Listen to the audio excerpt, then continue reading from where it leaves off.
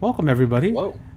This is Doc, aka Genki Horiguchi main, Hage, Hage.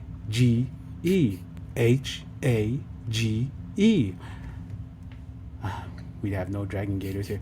AKA. We do. We're just not sure if we're allowed to speak yet. Oh, you could. I'm going to try that again with audience participation. AKA Genki Horiguchi main, Hage. Hage.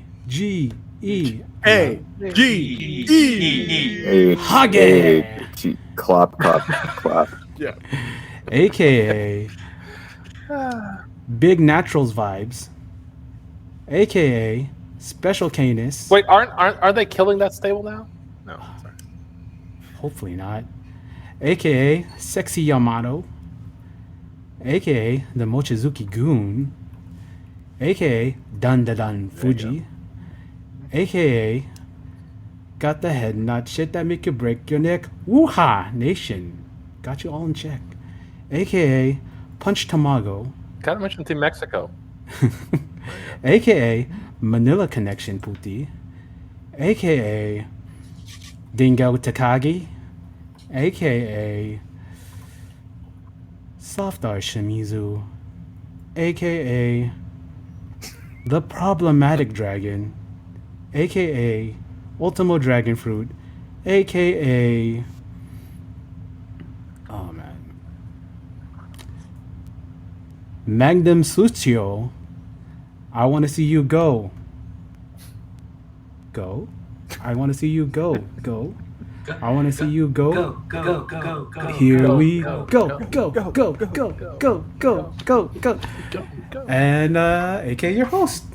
And hopefully that catches on. And hopefully I'll make that catch on. So I'm so honored to have here today, which is probably going to be a lot of chaos since there's 7 of us, like 7 samurai, like 7 6-shooters, like, you know, the 7 C's. Bug's Life. We got here. The 7 members of the House of Torture. Oh, Everybody's yes. stupid. Okay. If we're going to do Are there that. 7 only right now? Good thing I'm on mute because I laughed so hard when someone mentioned House of Torture members. Wait, are we counting Jack Perry as a House of Torture member? We could. Of course he is. He's like the American gooner of them all. Spoilers. Whatever happened to that guy? Oh my gosh. He may be coming back this weekend. Yeah, maybe he shows it back up That's a spoiler. in the cage match. Now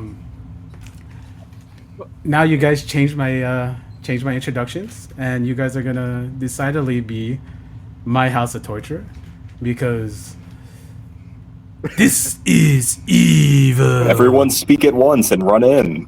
Everything is evil. What's everyone's weapon? Oh, dude. Oh yes, when you go through our introductions, we can all give off our little goon Yeah, you gotta weapon say that we your little gimmick weapon.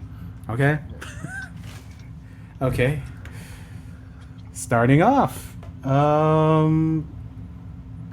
You didn't tell me where you're from, so I'm not gonna tell you where you're from. I just know that I'm gonna say parts unknown for a couple guys because I don't know where you're from. He is the heavenly sword of Doc's House of Torture. He is a pretty good writer. You should check out his most recent article. He is Heavenly Halberd. And welcome to the show, man. Doc, thank you for having me on the show. This is my first time ever being on a podcast. I have the most shindy of audio setups right here where apparently my headphones are inputting audio, but output, I'm like having to hold my speaker up to my ear. And I'm also dealing with a little bit of a cold, so I do apologize for my voice. But listen, gotta make the town. I am from Atlanta. Don't find me online. I mean, really, you can only find me on Discord. But listen, if I knew this was a video podcast, I would have gotten myself presentable. Like, much like Atsuki Aoyagi, as we'll talk about, I probably would get rejected from the Dragon Gate Dojo, but, you know, Hey, the viewing audience might be missing out here. As far as my weapon of choice, well, Darby Allin already goes around and hits people with a skateboard, so let's go with something a little more specific. How about a skate tool, like the little thing you screw in the trucks with and the bolts? You know, that's an easy weapon I can toss to the side when like the ref show. turns back around. You can even do the show laugh when you do it. Okay, I guess Halberd's our show. Next up, he is. Oh, great. What an honor. Next up, he is from the Pacific Northwest. He is from Seattle. It's his hometown. He is the Beast. He is always on Taykzy time. Taykzy, how you doing, man?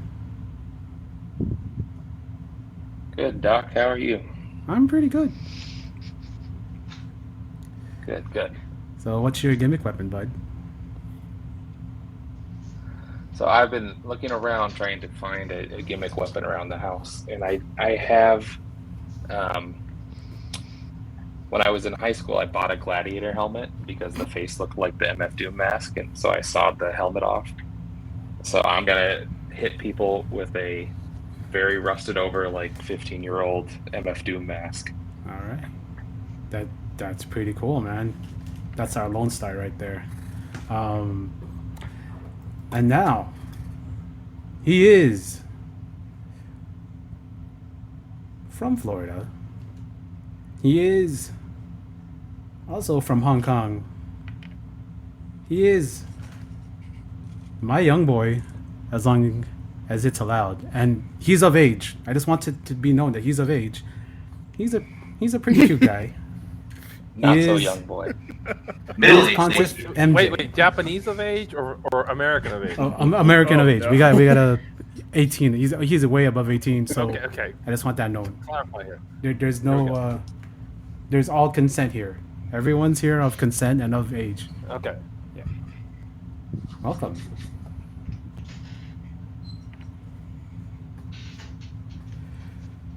Did you say my name? I wasn't sure. You were talking right? Guys, I'm a little bit uncomfortable. I'm scared. So Pontiff, what's your gimmick weapon there, bud? Might be in pink. I'm bringing the pipe. Call me Riho. I'm feeling inspired by her. All right, he got the pipe. That's the Red Narita of ourselves. And now from the beautiful. God, what have I done? From the beautiful island of Puerto Rico,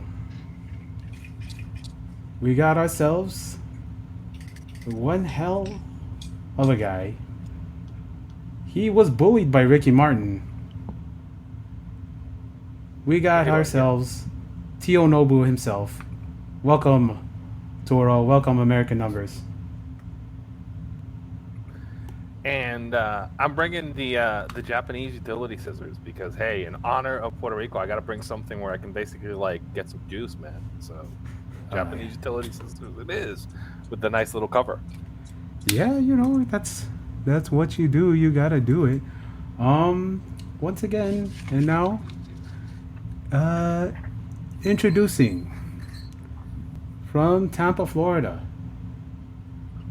He is, and always will be, We got both Florida brothers.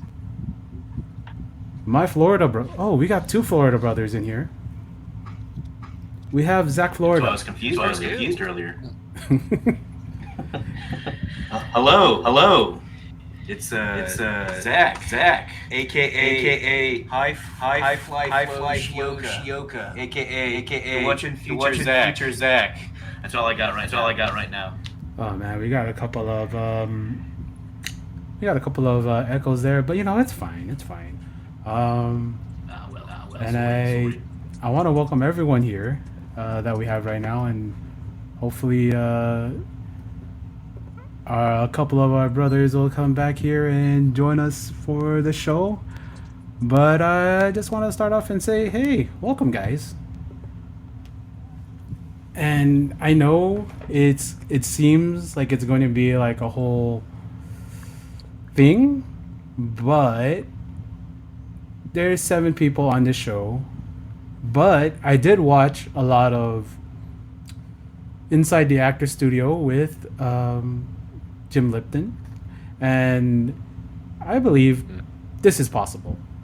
Over the weekend, we had a pretty big weekend in wrestling. There was a couple of tournaments. There was the 5-star Grand Prix. There was the G1 Finals, and for me, something that made me really happy, I was able to watch Dragon Gate's Dangerous Gate, which was probably one of my most anticipated shows of the year, besides Kobe World, which was a couple weeks ago, probably a month ago. And I have with me here a big panel full of guys who are all who I would say, I mean, they all watch the show, and I liked having a bunch of guys with different ways of how they got into Dragon Gate, and that is something that I'm interested in sharing because my fandom of Dragon Gate actually goes all the way back to, I think I started because it was the tape trading thing. So I definitely started with like that 1998 Toruimon Mexico show. It was like a commercial tape, and that was kind of passed around everywhere. And like a lot of it was like, I think it took, I forgot what arena it took place, but it was in Mexico.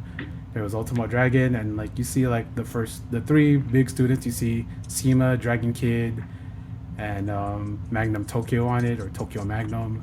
And yeah, I always enjoyed the smaller guys, because they would offer me like the fast-paced lucha style, which I did love.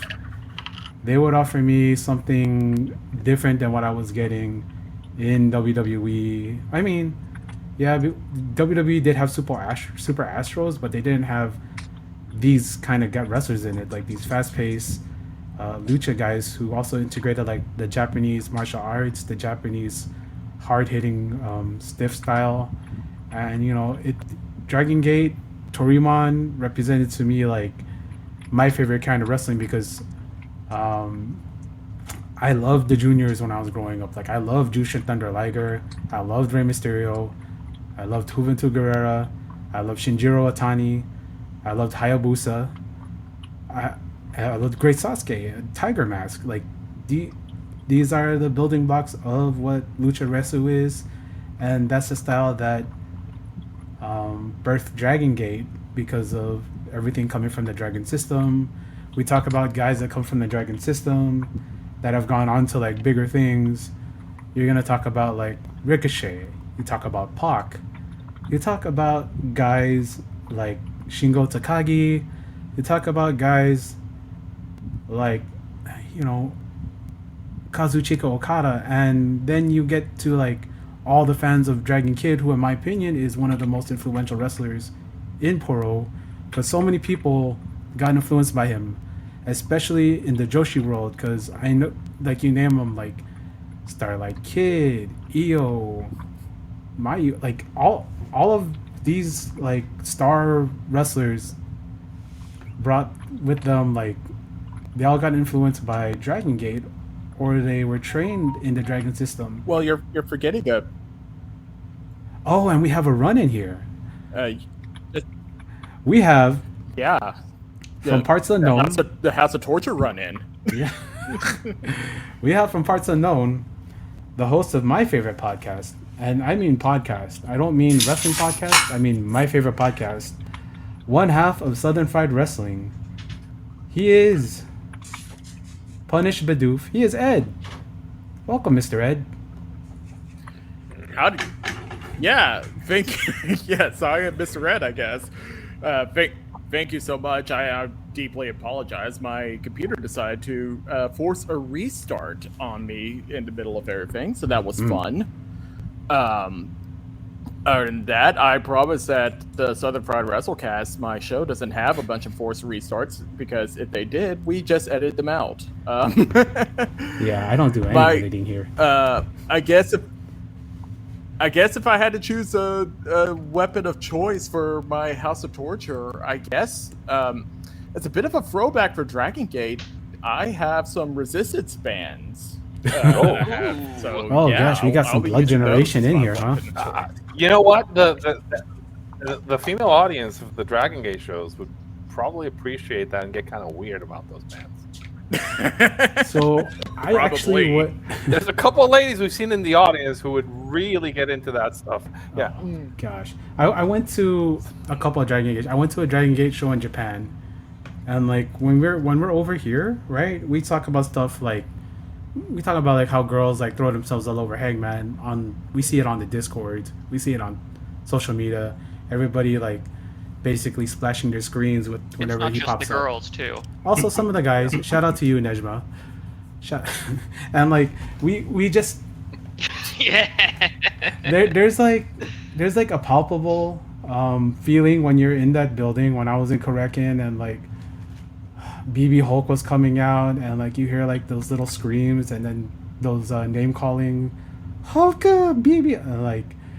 If you're talking about like prime BB Hulk, when he was still like with the dancers and everything, absolutely, dude. And like the first time I saw him live was in LA for their first American show, not Dragon Gate USA, but it was Dragon Gate, and it was like they kind of like had PWG Town because they had like the partnership.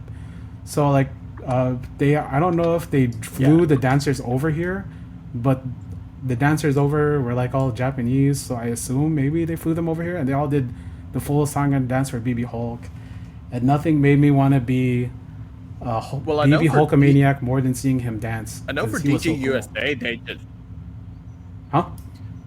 I know for DG USA, they just used whoever they had available. Like the first DG USA show, the dancers they had were like Bobby Dempsey's sister and Daisy Hayes. Oh. Yeah, and on one of them, when BB Hulk did the backflip off the top rope, he nearly murdered her. Yeah, yeah, I distinctly remember that. You would think that somebody would like know your spot. It's just like when WWE would book the hoes from local talent. And I guess that would be about the equivalent. Somebody would break out a phone book. But, Doc, when you were talking about Dragon Gate's influence, it's something that, like, frankly, I don't think a lot of newer fans may realize is just how much that Dragon Gate style has become the industry style. Yeah. It reminds me a little bit of like a guy who I stand for in the Hall of Fame ballot, who's Masakari Sagarada, who I don't think is ever going to get into the Hall of Fame. But if you actually go back and watch his matches in like the late early 90s, a lot of his shit is like stuff that the middies were doing, and specifically him is stuff that now all the heavyweights do, right? Mm-hmm. You see him like doing the flips and like all the like a lot of the lucha stuff that's going on now is because and because he was wildly over and really fucking good, and people just started doing that, and then like the juniors started doing that, and it comes that, and so he's extremely influential. Was a guy who drew a ton, but like people don't really take him that seriously. But if you actually go and watch it, he's fucking insanely good. Yeah. Right. Mm-hmm. How many shots did it take Sema to get in the Wrestling Observer News Hall of Fame? Because Shima was on the ballot forever. Like I was so happy when he got in. Shima got in. There's a joke with Japan where like the machine was effectively next guy up. So effectively, it's almost like the Intercontinental title in WWE, where like essentially you can kind of predict who's going to be the next guy getting all the votes as they've cleared out the room, essentially. Right. So I'm not saying like Shima absolutely deserved it. We did a watch party on him, and we were watching some of those trios from like the famous trios match they did in the US, which is basically just them running their house show. Yeah. And my God, you absolutely like the energy on that match and like how influential that thing is. And again, his career, the guys he's worked with, the guys he's influenced. No, he definitely deserves. He's a bit of a crazy person, but he deserves to be in, right? I don't think there's even a question about him or Shingo in terms of being deserving. Like would I say they are quite on the top tier as like a Tanahashi or an Okada or a Naito?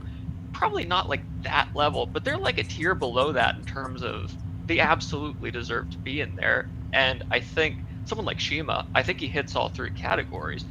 You know, he's a huge draw for an extremely long time. His work as a singles guy maybe isn't all the way there, but he was so good in multi-man matches that it kind of makes up for it. And then, like you said, his influence in terms of the people he trained, the people he worked with, the way he influenced the style, like, there's just no doubt.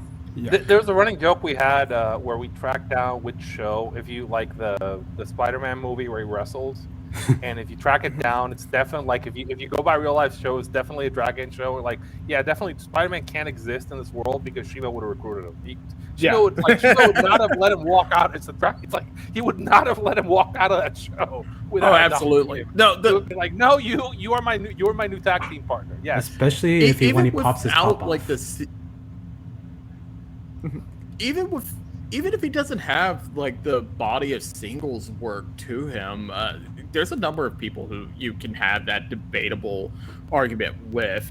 I think it just kind of gets a lot of weight on it because the Japan category in particular is filled with people who kind of make their name and rep off of those big time singles matches. But with Shima, he was Mr. Dragon Gate, and before that he was to a degree he was Mr. Toryumon. The reason you go with him is because of that influence, and because when the company had its issues, and it did in that initial wave trying to get the big six over with Hulk and Doi, Yamato, and Shingo, everybody just kind of accepts that they were stars, but everybody forgets about that rough couple of years they had. Who did they turn to kind of rewrite the ship? They went right back to Shima. Yeah, the Shingo like face run reminds me. The Shingo face run kind of reminds me of the Umino run, where the audience didn't accept him at all as this face guy at the top of the.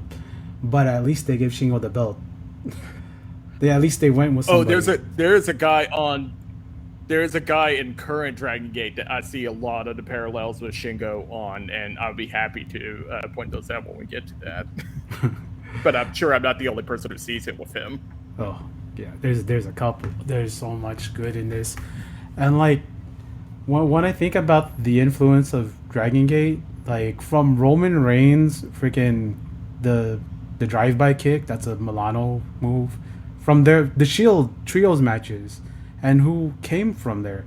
And then the guys who worked Dragon Gate first, like the Young Bucks, their first time in Japan was going through Dragon Gate and learning all this shit and getting all these moves together and learning like classic lucha from the dojo over there. You bring in Ricochet, you bring in Pac, also from PWG, you bring in Kevin Steen, Generico.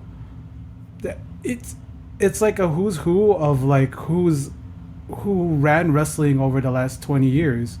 They all got something from Dragon Gate, and I think that they never get their due. Something important to add is it's not just like a who's who, but those were also the people who in the late 2000s and the early 2010s kind of pioneered that whole 2010s indie style. Yeah.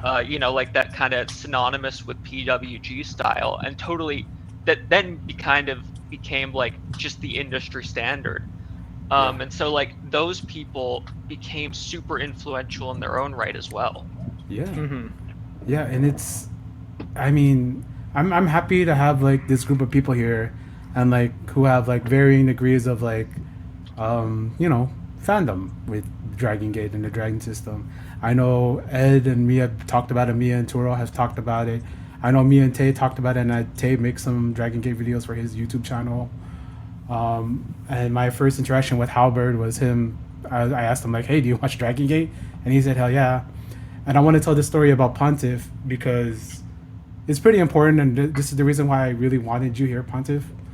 For a little bit on the Discord that we're in, Pontiff was talking about like how he hates wrestling, how he didn't want to really watch anything, and I told him like, "Bro, watch Dragon Gate. I think you'll like it." and he got off the Discord, and then like I was talking to him and asking what he thought with him, what he's watching, and he told me he was watching Dragon Gate, and it was like it was kind of stuff that he wanted out of wrestling, and I just wanted to tell that because like I'm always telling people to watch Dragon Gate, and like some people will like brush it off like, you just keep pushing them, whatever. But like if you sit down, you watch it, you get into it, you get drawn into it, it's just good stuff. And I want to say like thank you for taking my opinion, taking my suggestion and watching it, Pontiff, because like I liked having someone talk about the Dragon Gate system with, you know. Yeah, it was, man, that, like you said, it was kind of just a total game changer for re-energizing my like passion for wrestling. Not only just like following it live, but also being able to go back and learn all about the history and watch, you know, at this point hundreds of like famous historical matches. It's been so much fun. It's just, yeah, it's so consistent in terms of like just doing stuff that I like, and it's always like a good time. It's not perfect, but like it's just consistently enjoyable and good vibes in a way that New Japan, which is like traditionally my favorite company, isn't always, because it can be so frustrating.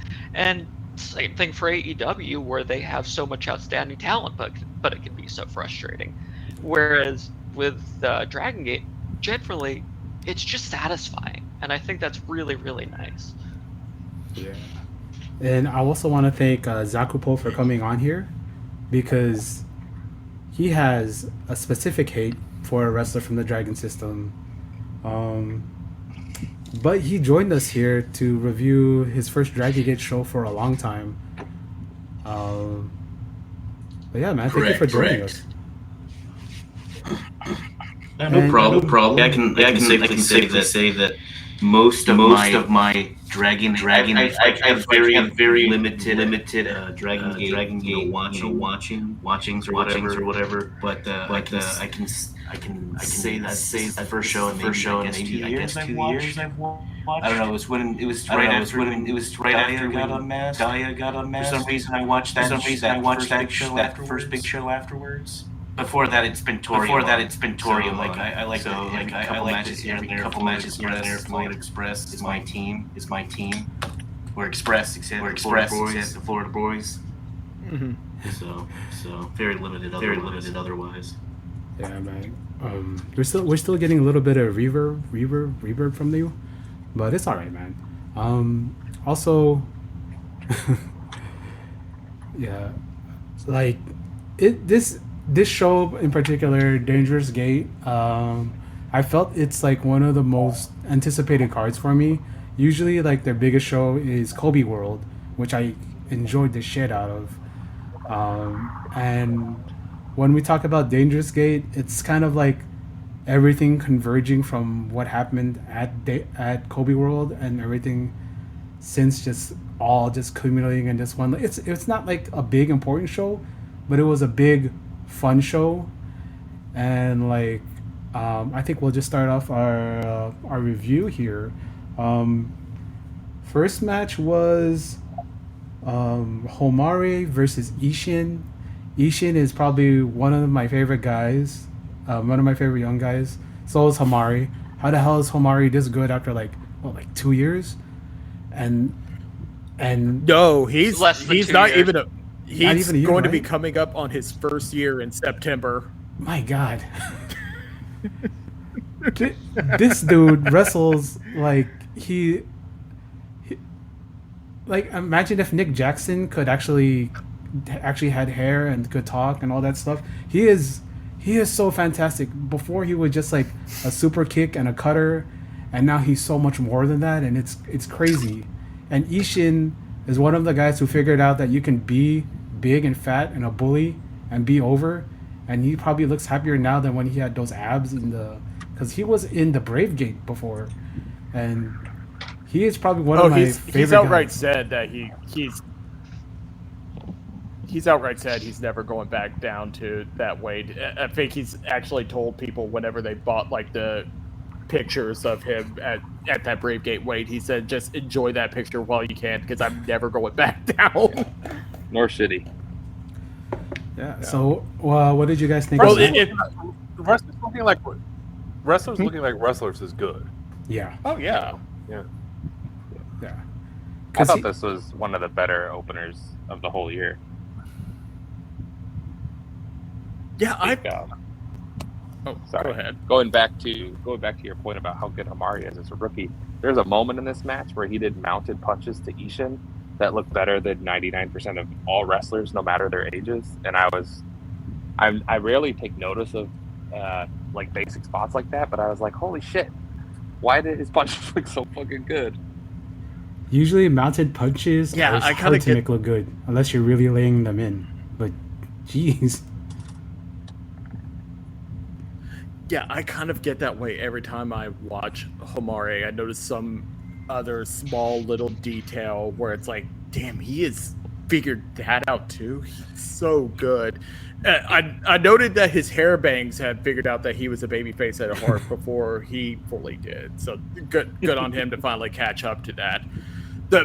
I know everybody kind of gives Homare rightfully his flowers, but Ishin is so fantastic for a guy who I don't think everybody really saw it with him. I think a lot of people were bigger on his brother who retired.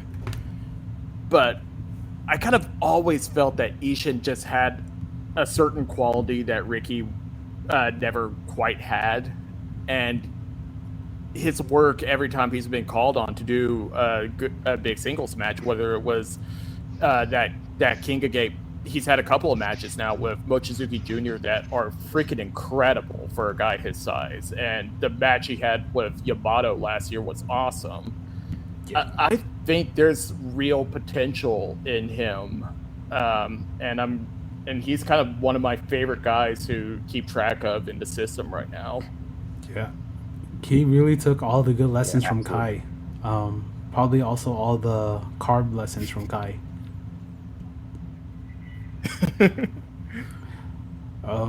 I love Ishin so much, man. I love his, kind of modern Dick Togo vibe he has going on. Like a modern rendition of 90s Dick Togo is what I mean. But, he doesn't have the garrote yet. He is so talented as a wrestler. He's able to do so many different things. Like, he can play up the comedy stuff and he can have fun. But he can also go into like a super fast-paced trios match and add something really unique to that. He could step up and do like a really big-time singles match, with like a really, really high level of in-ring wrestling. He super talented, really athletic for his size, and just super charismatic too. Yeah, I love Ishin, and I think he's going to be a top of the card, or, main event tier guy for the next 10, 15 years. Yeah. I wasn't surprised that Ishin won the match because he's on a different trajectory right now. I see him as one of the challengers. Well, not challengers. I see him... I don't know, like... It doesn't feel right that he's under Kikuta. It feels like him and Kikuta should be slapping each other, and I hope that's where it goes. Spoiler alert. I think the reason... I'm curious to see how it'll play out over the next few months, but I could actually see them making Ishin the Kikuta second, because I know Kai was technically the leader of Z-Brats, but everybody kind of forgets that, and I feel like Ishin is one of the stronger talkers in that group, and I could see them trying to position him as being like the number 2 guy in Kikuta's vision of whatever the heel unit is. Yeah, I just feel like there's so much potential there, and I like this kid, and these two are really 2 young guys. And if we're comparing these young guys to the young guys that we see the Rev Musketeers in New Japan, no, not even. You'd be comparing them to like the young lions they have right now, and the Homari just Yeah. smokes all of them. I mean, I don't even think it's comparing it to New Japan people. I don't think there's anyone of his age that is even close to his level right now. He is like a genuine prodigy. Yeah. He's probably not going to win the Wrestling Observer Rookie of the Year just because not enough people watch Dragon Gate. Yeah. Yeah. But he If should. everyone did, he's a unanimous vote. And that's no disrespect to Senka Akatsuki and Sari from. What am I thinking? What's it called? From Senjo? Or is it Marvelous? Whatever. Whichever one Senka's from, and then Sari from Marigold. There's no disrespect to either of them, and I think they've been very good as rookies. But they have not done the things Homari has done in terms of like the performance Homari had in like the Rey de Parejas final, for example. They've never like been put in that position, delivered in that big of a spot yet.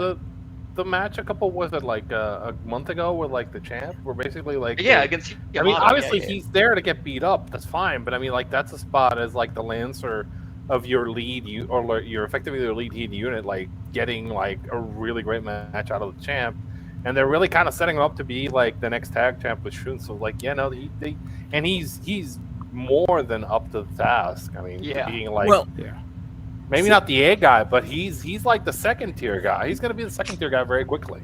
Here's the thing: when you mentioned like all these, but when you mentioned all those other rookies, though, how many of them are really ever given the chances or position that Homari's been getting? It's from the second that he showed up. Like his first match in Dragon Gate was with Masaki Mochizuki, and immediately they did the recruitment angle with him.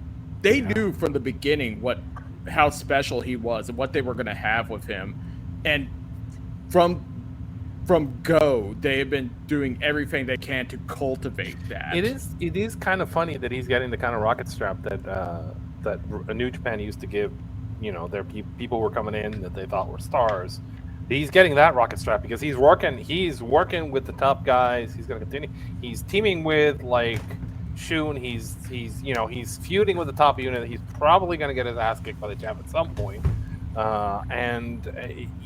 He's clearly up for it, but like there's nothing in the presentation of Homari in Dragon Gate that makes you think that he's anything but one of the next guys for this company. Yeah, that's how you present somebody. He comes in and you treat him like a guy, and they have to kind of execute. But if both those things are there, then you've got a guy who's going to be a star for you for the next decade, for next few decades. Yeah, who'd have thought that the way you make stars is you actually push them. Give them roles. Crazy stuff. I definitely think in terms of the match with Ishin, I really liked how it was structured, where Ishin was just there to rough him up mostly, and Homari was just there to sell pretty much. Because I will say, like, you can tell as a singles wrestler, Homari is still maybe a little rough on some of the in-between things. Like, he's best suited in tags, like, just to hit his spots and get in and out. But I'm also talking about a guy who hasn't been wrestling a year yet, so the fact of the matter is, like, he's better than, like, 75% of wrestlers worldwide. Is that fair to say already? At that age on his level, I've got like Nick Wayne, right? It's like, okay. I think he's better than Nick Wayne already, and I like Nick Wayne. Wayne. He's had years of experience at this point, also. And Nick Wayne has the experience, and Nick Wayne is the guy who's actually started looking and going like, hey, this guy could be a guy, but no, Homari has. I mean, he's basically now in his babyface and peril era. Which is like now that he's out of the heel unit, he's going to be there. His job is going to be to sell babyface and peril, right? And he's perfectly positioned for it, and he's doing a great job at it. And you gotta like, one of the great things about Dragon Gate is you're gonna get fucking reps, right? So like, it's gonna be really amazing to see him in the next couple of years, because like he's gonna put in like 200-300 matches on getting to the next level, right? And that's kind of amazing. And again, because they're treating him as a guy, we probably all think that he's probably winning the top belt in this company in the next 3-4 years, right? So they're gonna definitely give him the ball at some point, right? Oh, they're definitely looking to give him the ball. It's just a matter of when with him. They don't need to rush it right now, but I mean, like, they're definitely going to give. I would say they're probably going to give him the tag team ball at some point next year. I think that's coming in like the next 6 months. Yeah. Yeah. No, that's kind of another story that we'll be telling throughout the course of covering this. Is just how absolutely set Dragon Gate is with their current generation. Like, they have this generation of guys, and Homari's technically the next generation after it. Yeah. And there's already someone in Homari's generation who we'll talk about him soon, but in Kazuma Kimura, who just debuted, who already 2 looks weeks like ago he could be someone. Second which match. is kind of nuts. And we'll get there. Match number 2. Love and Peace, Hyo, Jackie Funky Kamei, Rita, and my guy, my favorite young guy, Mochizuki Jr. versus Sumo Dandy Don Fuji, Ryu Fuda, Daiki Yanaguchi, and my favorite young boy. I have so many favorite young boys here. It's crazy how many young guys in this promotion I love. Akihiro Sahara, 8-man tag. I thought it was pretty good. You didn't highlight Rita, who rules too. Rita does rule too. Yeah, he mentioned Rita. Yeah, because Rita might be my favorite, my special little guy. and he's a really little guy too. I love that guy. I'm going to go ahead and throw this out there. Jackie Kamei and Rita, a team that was put together completely on accident and by fluke. They just kind of ran with it. I think they're my favorite team in wrestling right now. They are my guaranteed favorite non-Young Bucks team because we're gonna get into another accidental thrown together team in this card, and that's gonna be my favorite trios. You probably know who I'm talking about. Oh yeah, those guys rule too. I think I have Jackie Rita as my tag team of the year. I think they've been that good this year. They are such good baby faces. They are my tag team of the year. Like we talk about, like they're like you can't not cheer them. They're so likable, and that's hard in wrestling to have like two guys that are so likable. And go ahead. One thing I have to say though, and this is, I have two of like negative things about this show, and I guess this one thing is probably like the biggest negative of Dragon Gate for me right now is what exactly are we doing with Love and Peace? And secondly, what are we doing with Jackie Kamei? Well, okay, but you get there in the process of blowing up units right now. We're in the cusp of like a couple of units like going like.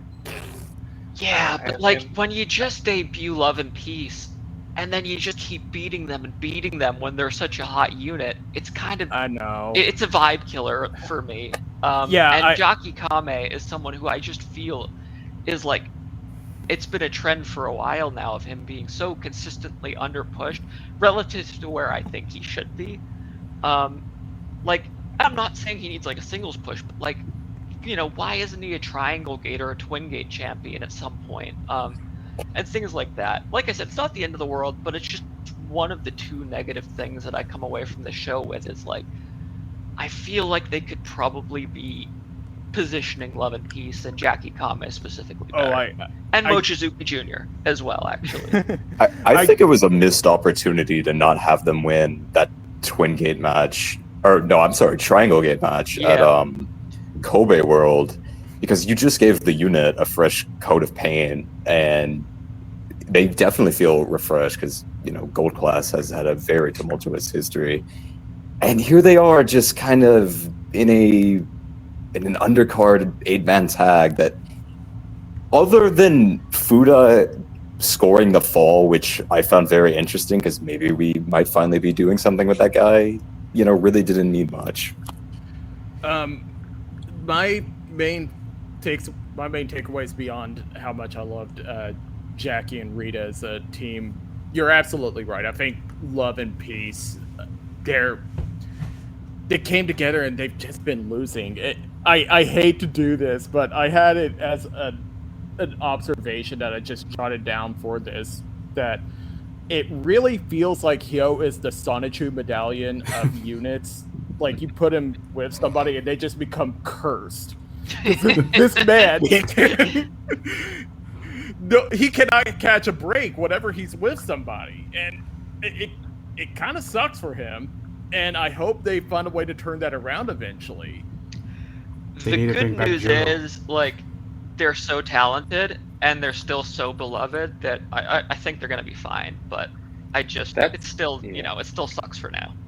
That's where I land, is they're so lovable that I kind of don't think it matters that they lose. Like, it's obviously, I would love to see them win. I think they're the natural kind of fit for the Triangle Gate belts.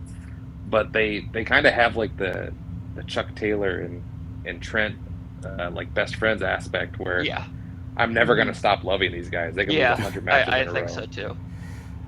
Yeah, and the other thing I was gonna note is I know a lot of people are really happy that Fuda got the win, and they seem to be doing something with him. He seems to be a little bit more confident.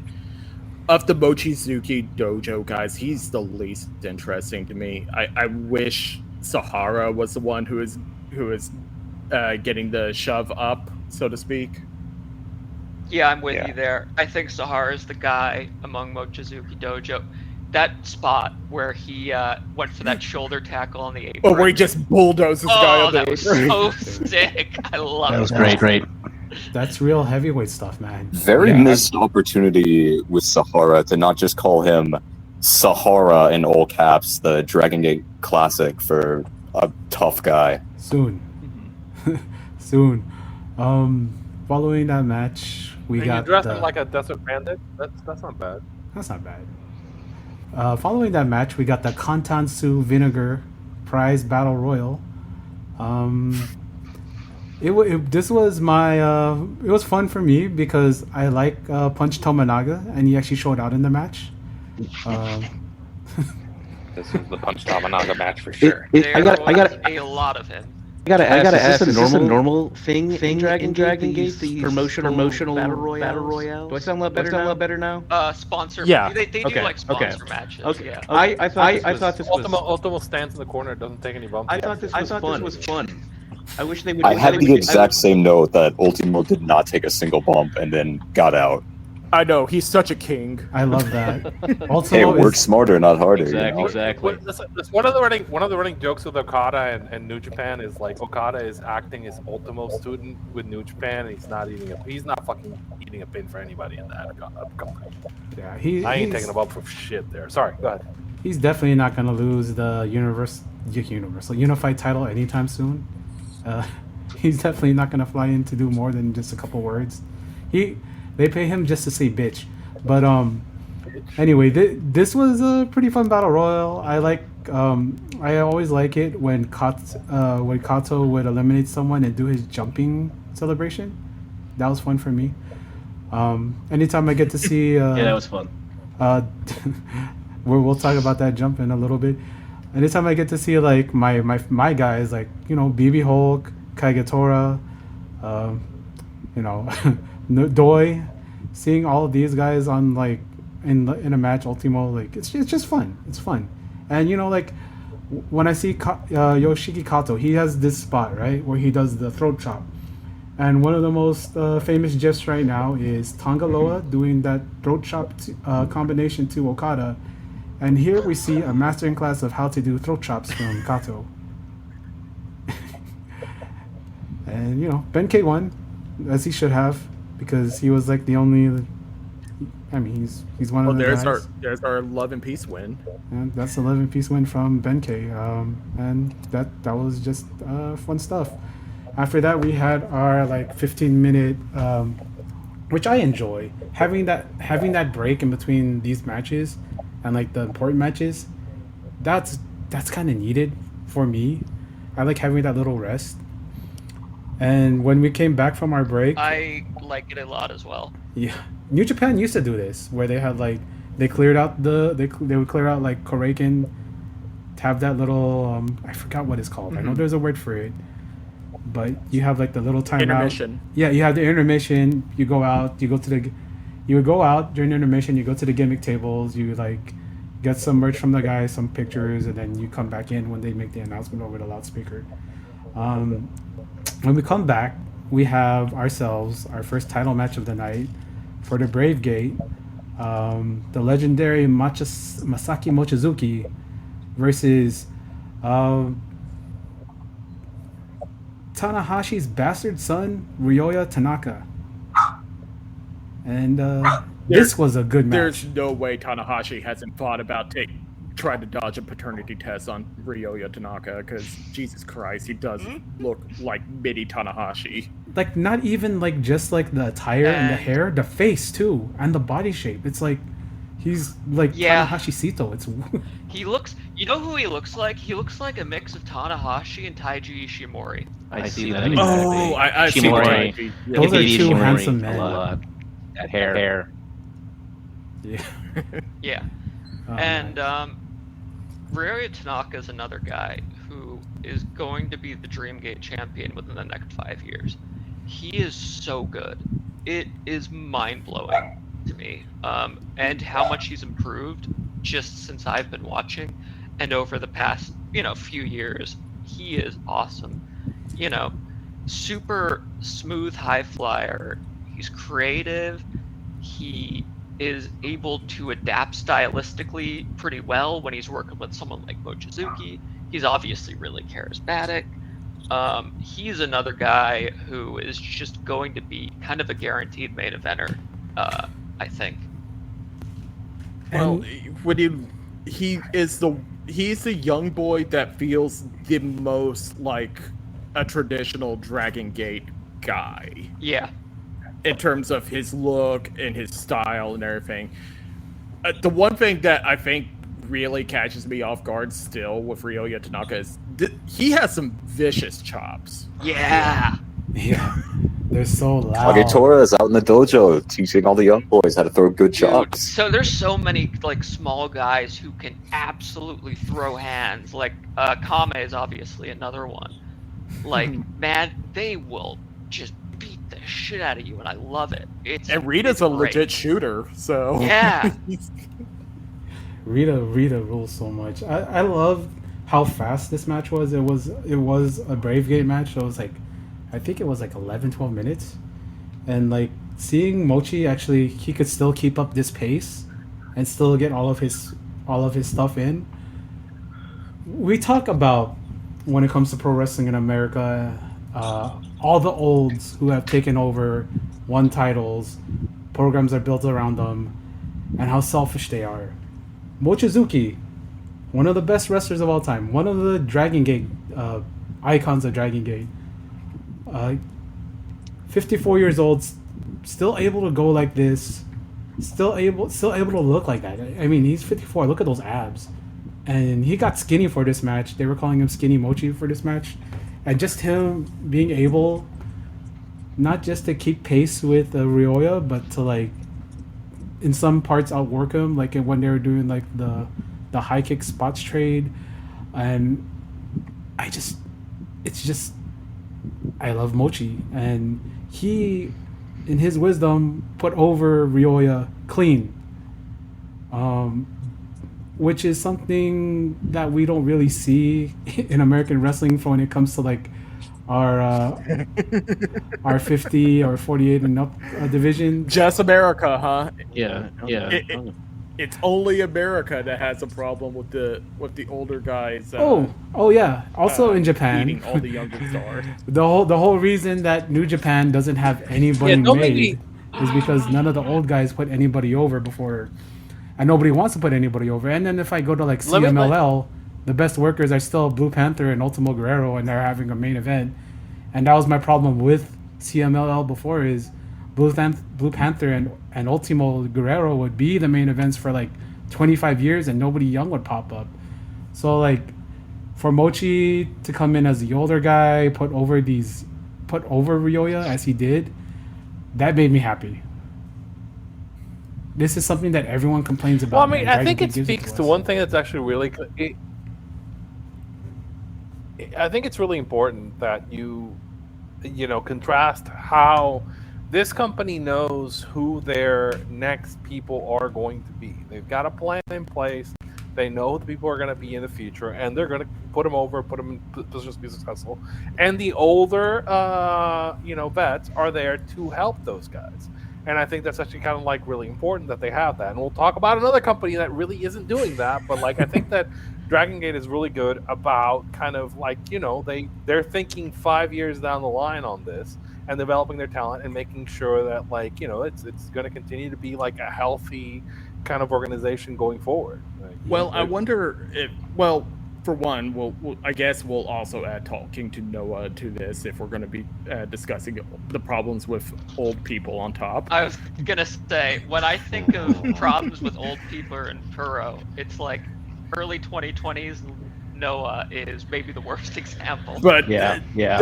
I wonder how much of this mindset that we're seeing with Dragon Gate contrasting to the New Japan or Noah or whoever is entirely because of Dragon Gate's business model. They live and die based off of ticket sales, whether or not they can keep drawing fans in. They don't have a parent company holding it up.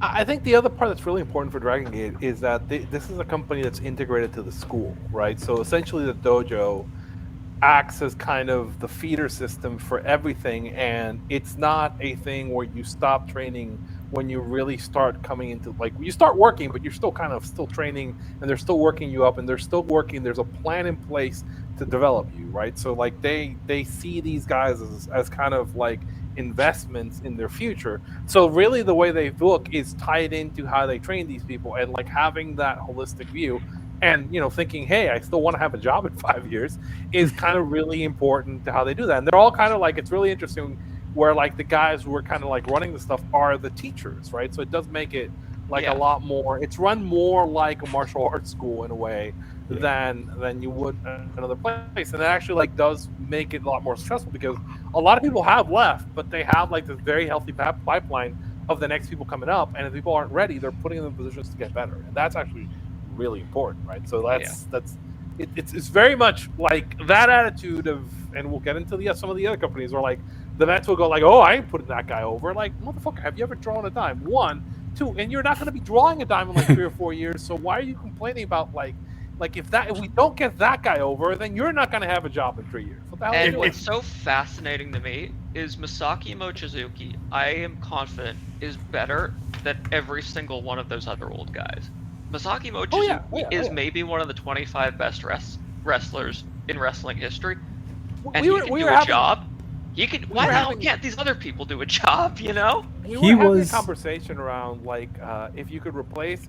If you could replace ELP in the who's the started replacing ELP with like different people from different companies, and who would be like the best to replace him with for like the regular companies? And Mochizuki would be up there. But I could replace ELP with just about anybody from Dragon Gate. But Mochizuki would be fucking. Here's the thing, because again, for that role, essentially like ELP's there for like eating pins and making people look good, and like. Well, no, but I mean, like, if you threw Mochizuki into the G1, that would fucking rule, right? Oh yeah, God, that would be amazing. Well, he was great in all the N ones he did, and we're not too removed from those. Yeah. I can't imagine a Mochizuki versus Takeshita match just in the block. That would have been insane. So good. Well, don't worry, guys. Mochi apparently plans to wrestle until he's 70 because I guess his big fantasy is to eventually wrestle his grandson. But. Oh. That's excellent. Speaking of companies who push young better guys, at 54 than a lot of people are moving in like their early 40s. Yeah, he moves better than I do. Speaking of companies who push young guys, we have ourselves Dragon Gate versus All Japan Pro Wrestling 6-man special crossover. We got the Aoyagi brothers, Atsuki Aoyagi and Yuma Aoyagi, teaming up with Young Boy Ryo Inoue versus Dragon Kid, the God.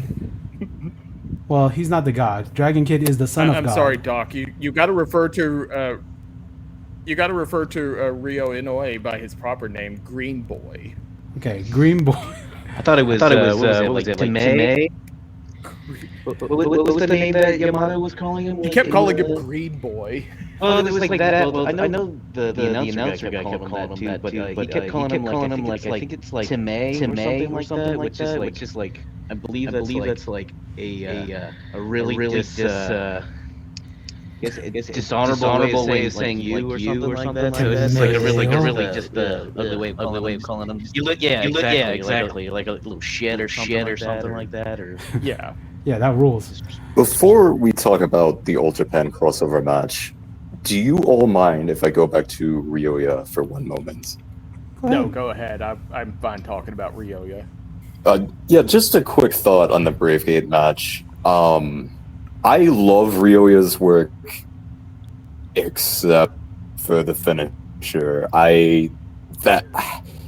That's two big Bravegate matches in a row where this was not as egregious as the Kobe World match, where on the Joker Strider he just basically just hit UT's feet. But this one he also landed on Mochizuki's legs, and the start it didn't look quite as bad as the Kobe World one.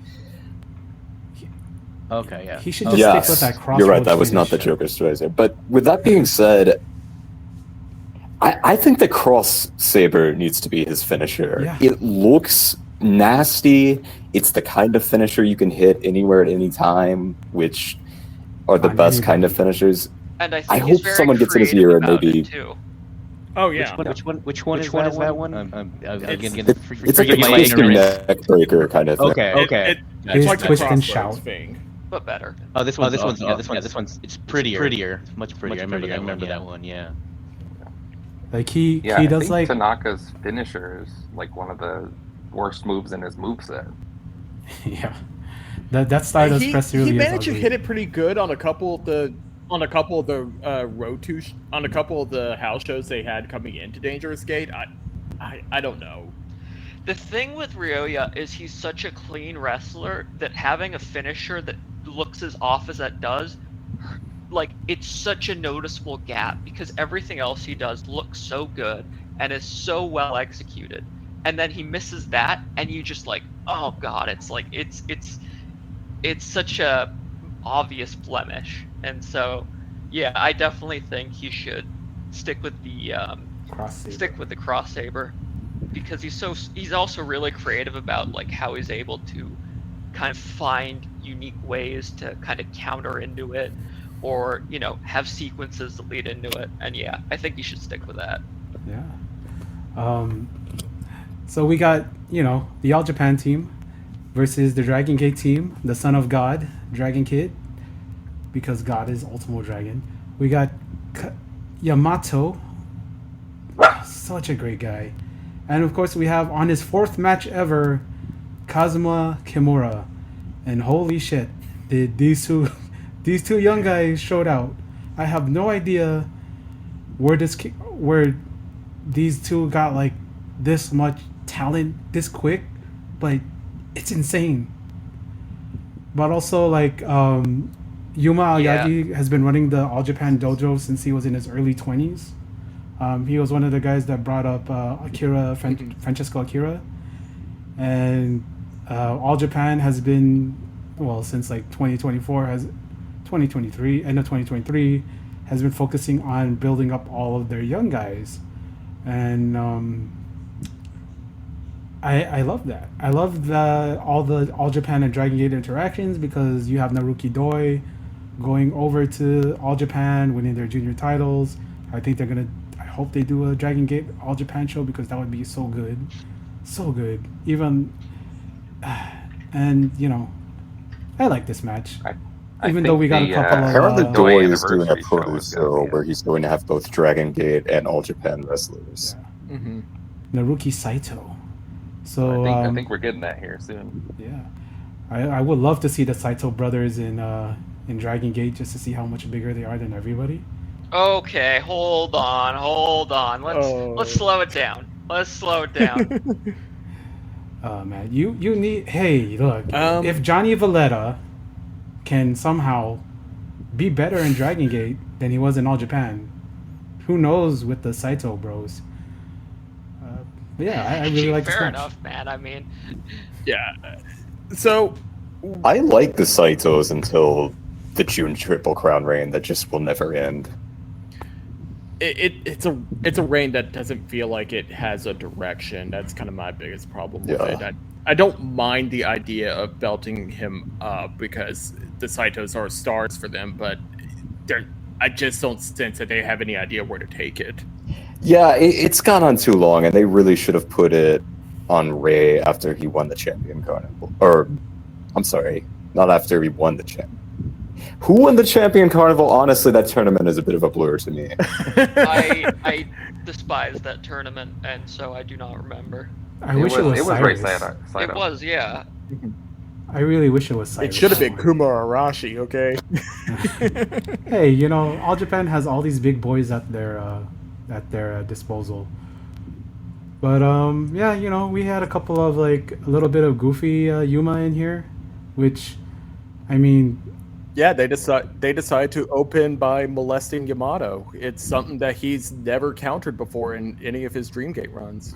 yeah, he listen, Yuma took the lessons from his seniors, Jiro Kirishiro, Tokyo, Japan, and Dan Dino when he did a DDT thing, and he saw stuff that he could copy and do, which, you know, as a Yuma Aoyagi fan, it's kind of weird how he just transitioned into being a comedy guy, but that's just what happens. But the two young boys in here, they really showed out. I would not call it weird, personally. Yeah, so the main takeaway I had from this is actually kind of an earlier, one of the earlier points with how Mochizuki has been used, or how any of the older generations of Dragon Gate guys have been used.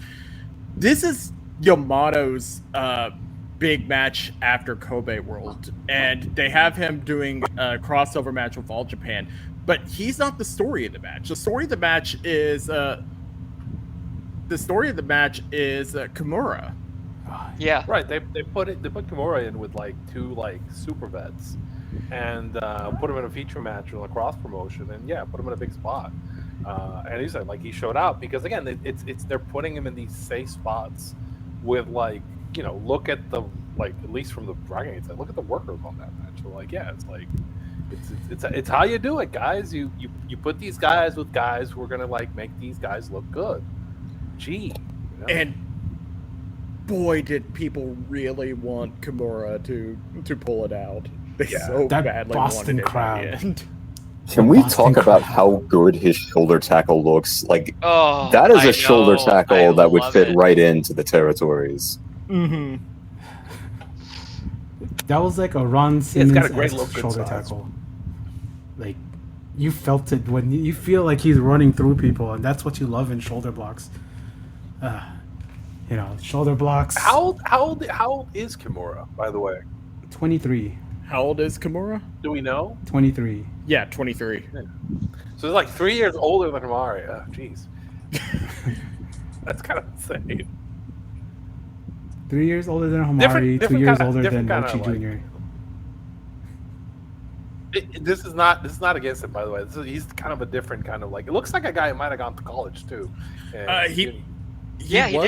He was a 'Cause judo he guy. did judo there. Yeah. yeah. Okay.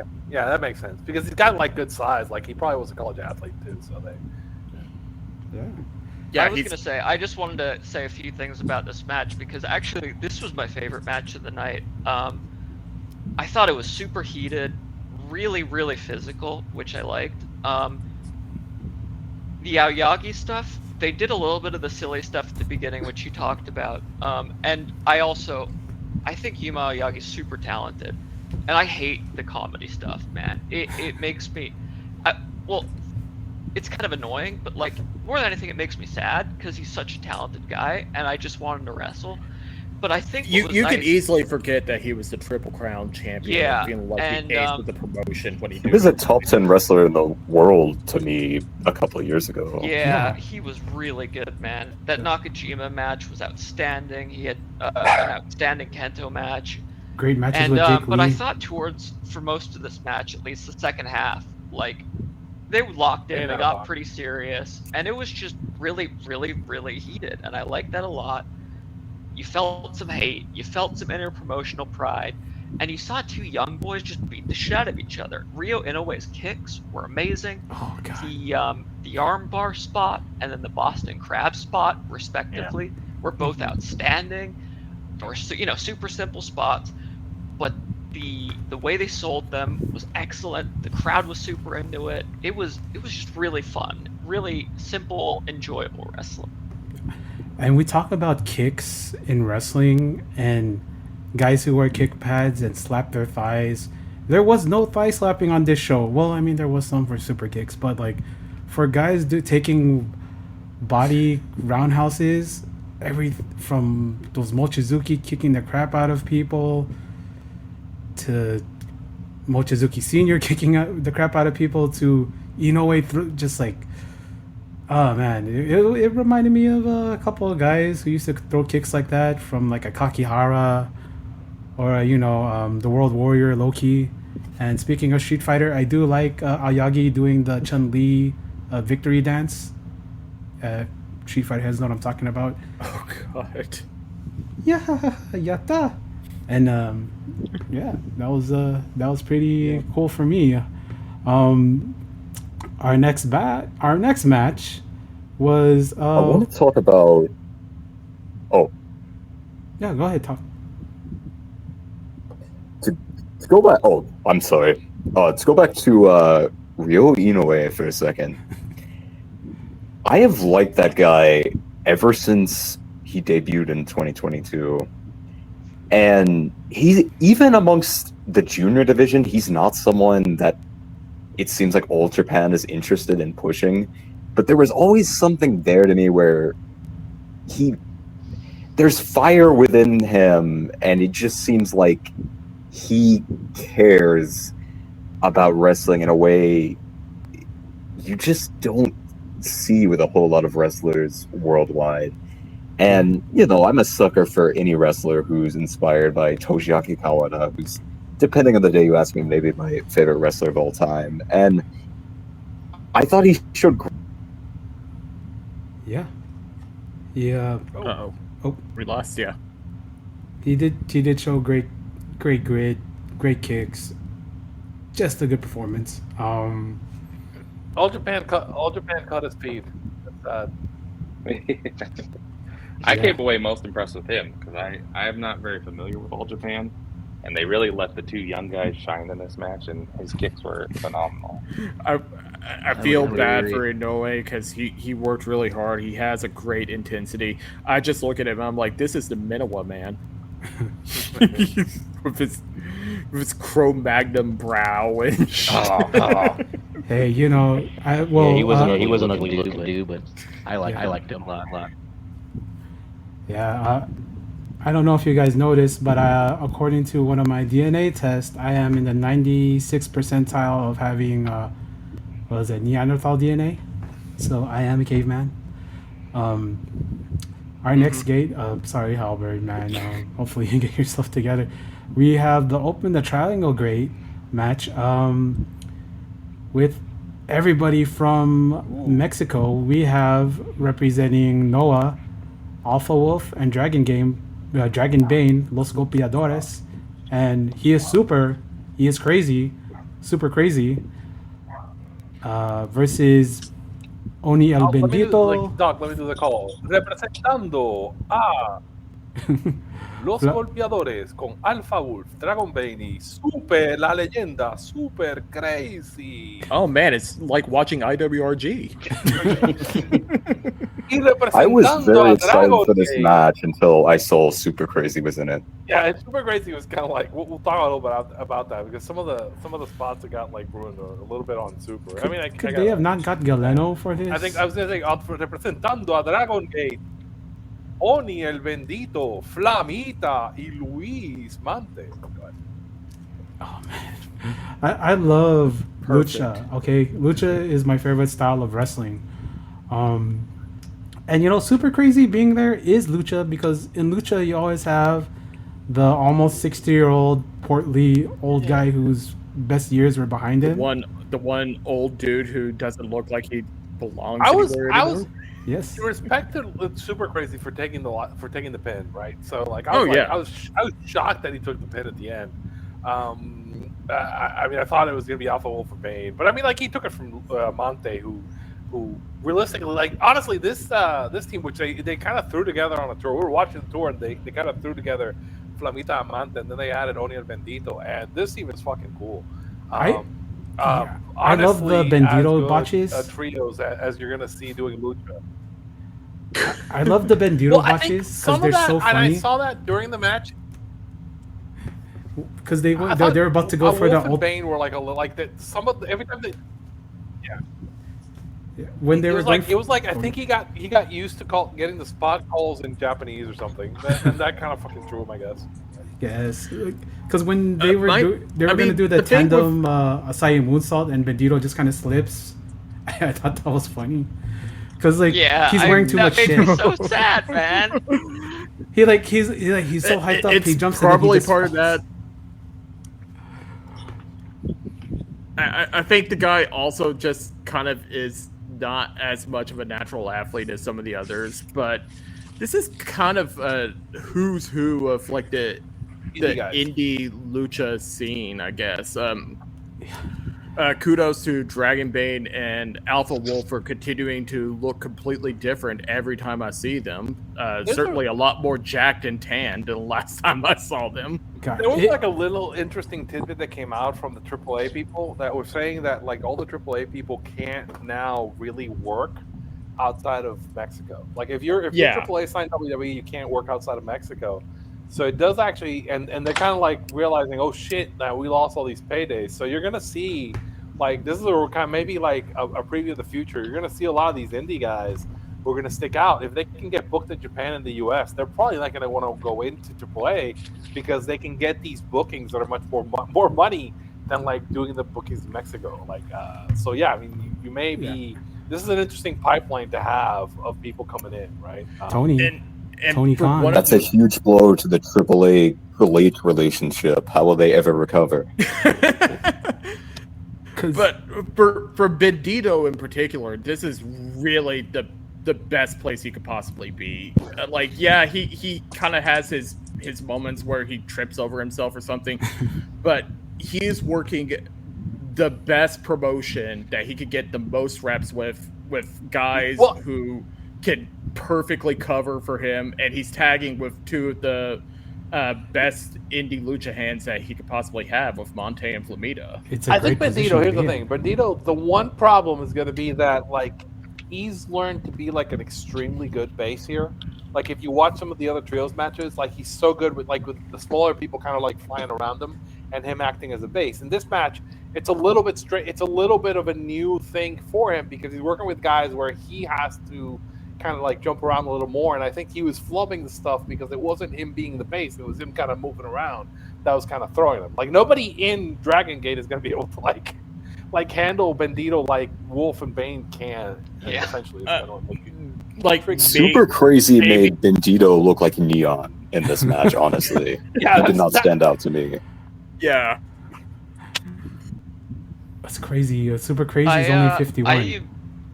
In spite of Bendito's botches, I think he's still, he's crazy young. He's 22, I think.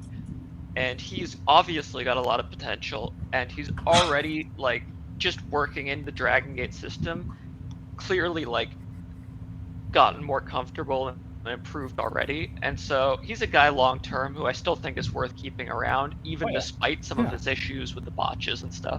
Because he's clearly talented, and he's clearly a guy who's, willing to improve.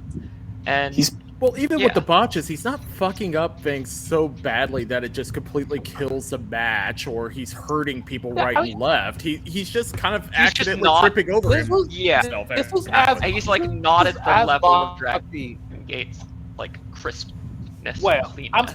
This match in particular was as botchy as I've seen him, because when you see him in other matches where he's again, it's a different. He's working with larger guys and he's doing slightly different things, and I think the lack of reps is what hurt him, because when I've seen him just be a base, right, which is typically what he's going to be doing in Dragon Gate, he's been really fucking good. Again, he's already gotten those reps, and when you get one of the tiny guys, he's like really good. And it's like, you know, these three guys are really fun working with the smaller Dragon Gate folks because, like, you know, it looks really fucking great. Monte's like a guy, if you want to learn how to base, Monte's so good too. Yeah. Oh my god. I love Monte. Bandito, I think, is better than Diamante was when he first I was showed gonna up. say, I Diamante would wasn't agree good with when that, he yeah. first came. Diamante was trash when he first came in. Whereas now, like, Monte's like, honestly, is a guy who, if he wanted to, probably could get like a run on top somewhere, like, or at least close to the top, right? He can get some real money. I don't know if that's what he wants, but Monte's really It's fucking hard to say who could get to the top in Lucha because it comes down to all like the nepo politics and everything. But yeah, Who's your he probably daddy? could get a decent payday at somewhere.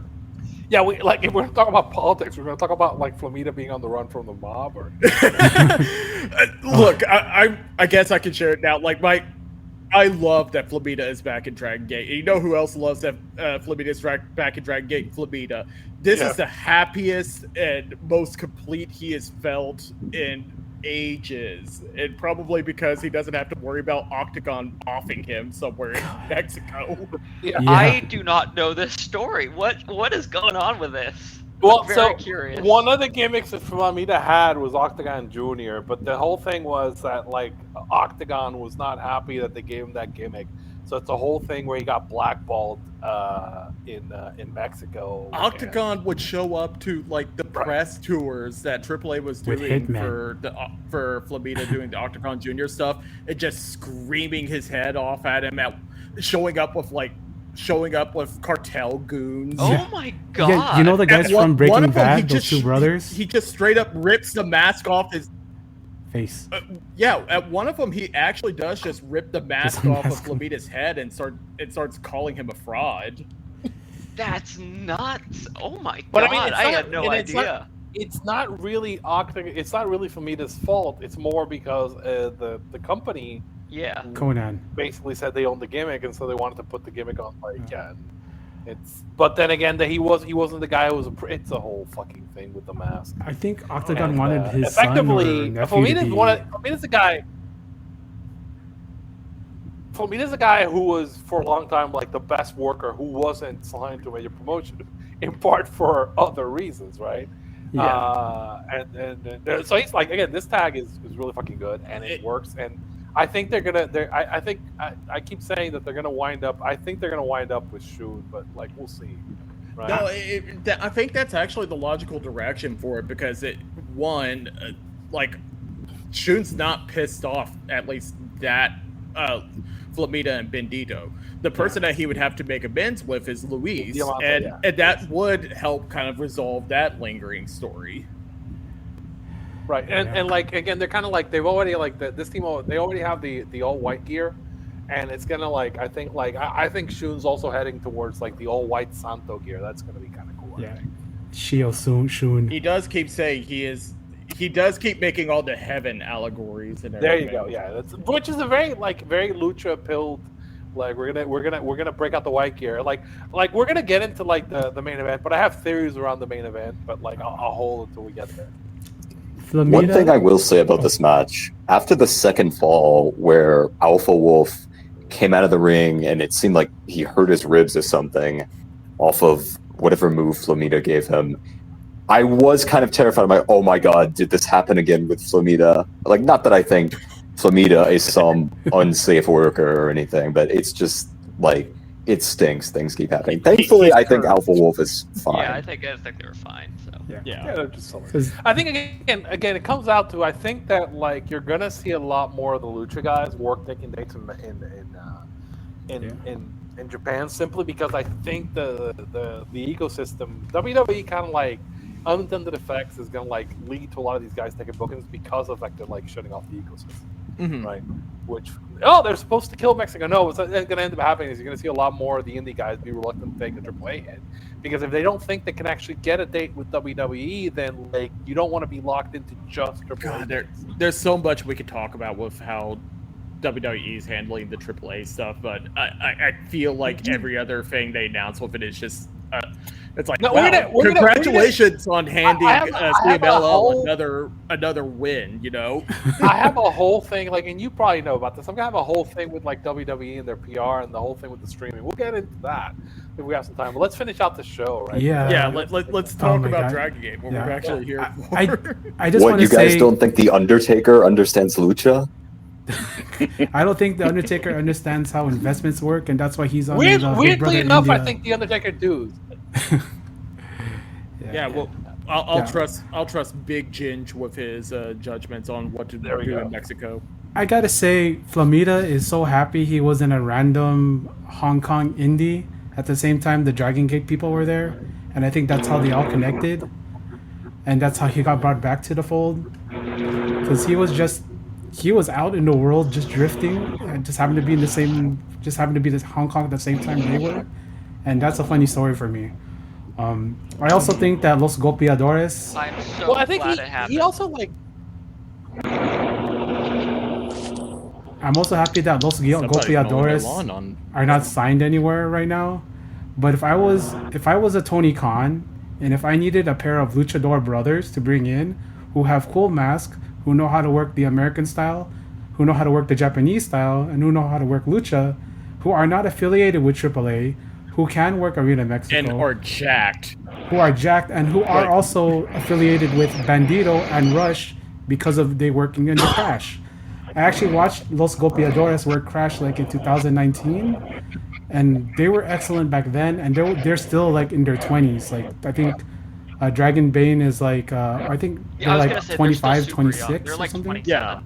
Yeah, like every luchador, they've been working for 12 years. Even Yeah, though the they're like 27.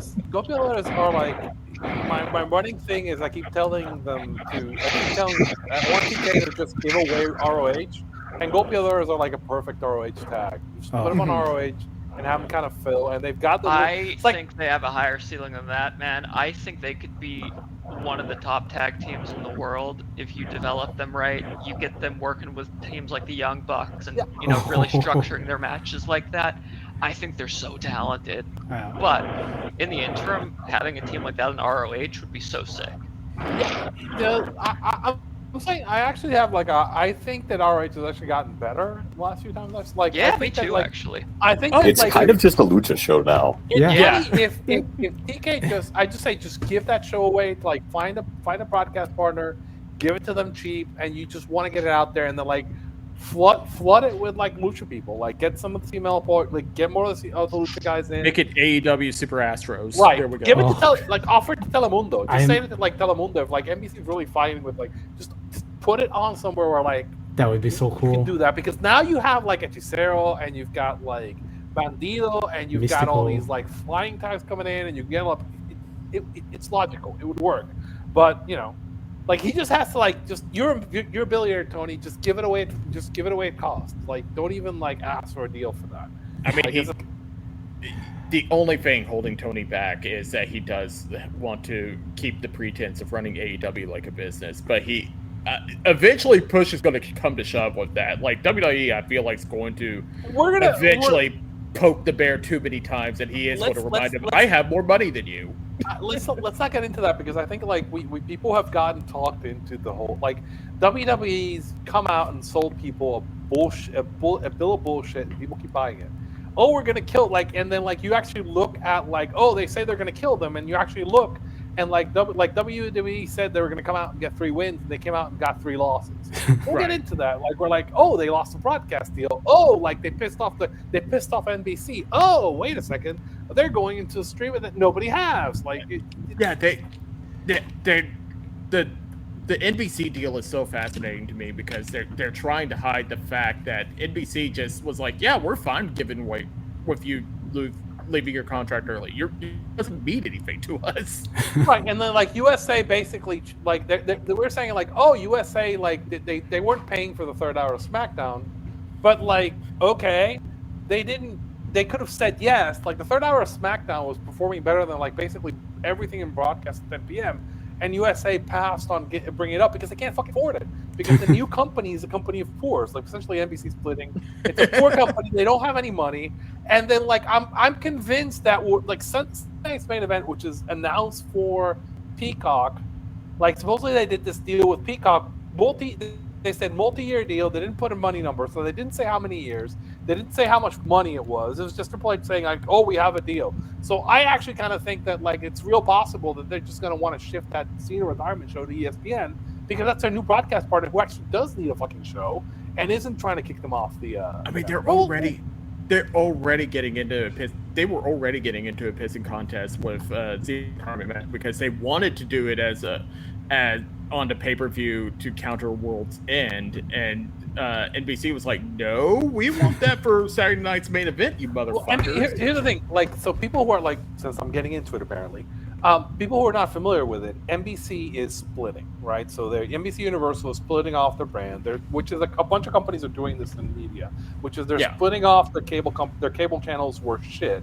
keeping the cable channels and the IP that is good, and then kind of like that's changing. So for NBC, what they're doing is they're keeping Bravo, NBC, Peacock, and all the IPs and like the Olympics and the basketball contract, NBC Sport. That's what they're keeping. Vanderpump and Rules. USA is in this new. I think it's called Burden.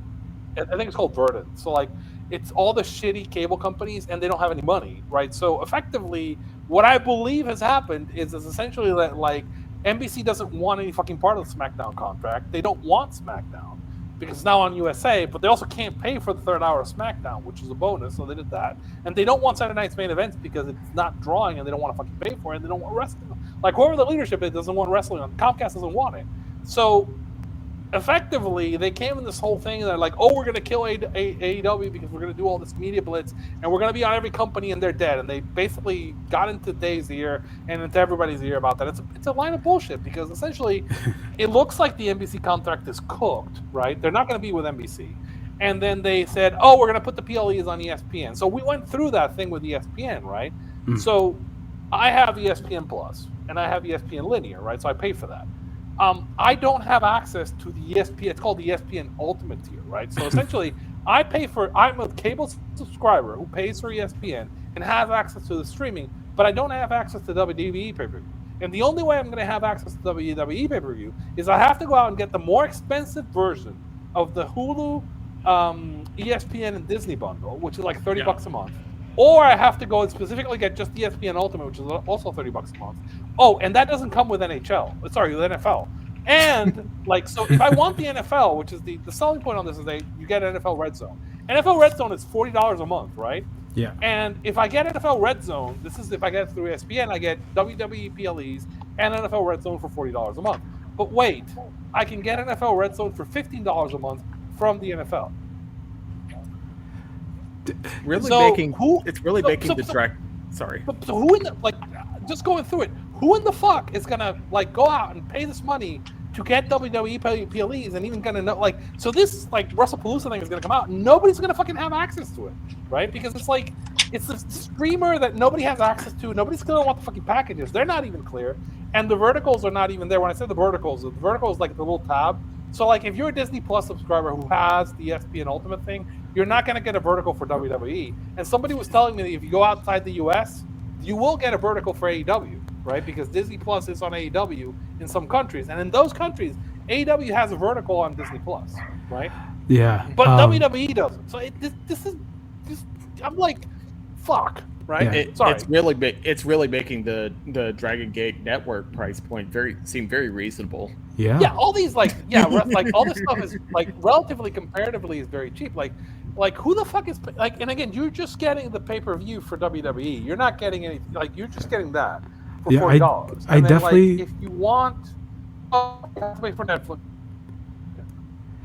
I also don't think that Michael Cole is going to spend 30 minutes a week on Raw. I don't think Netflix is going to want Michael Cole to explain how to get ESPN app on their platform. I'll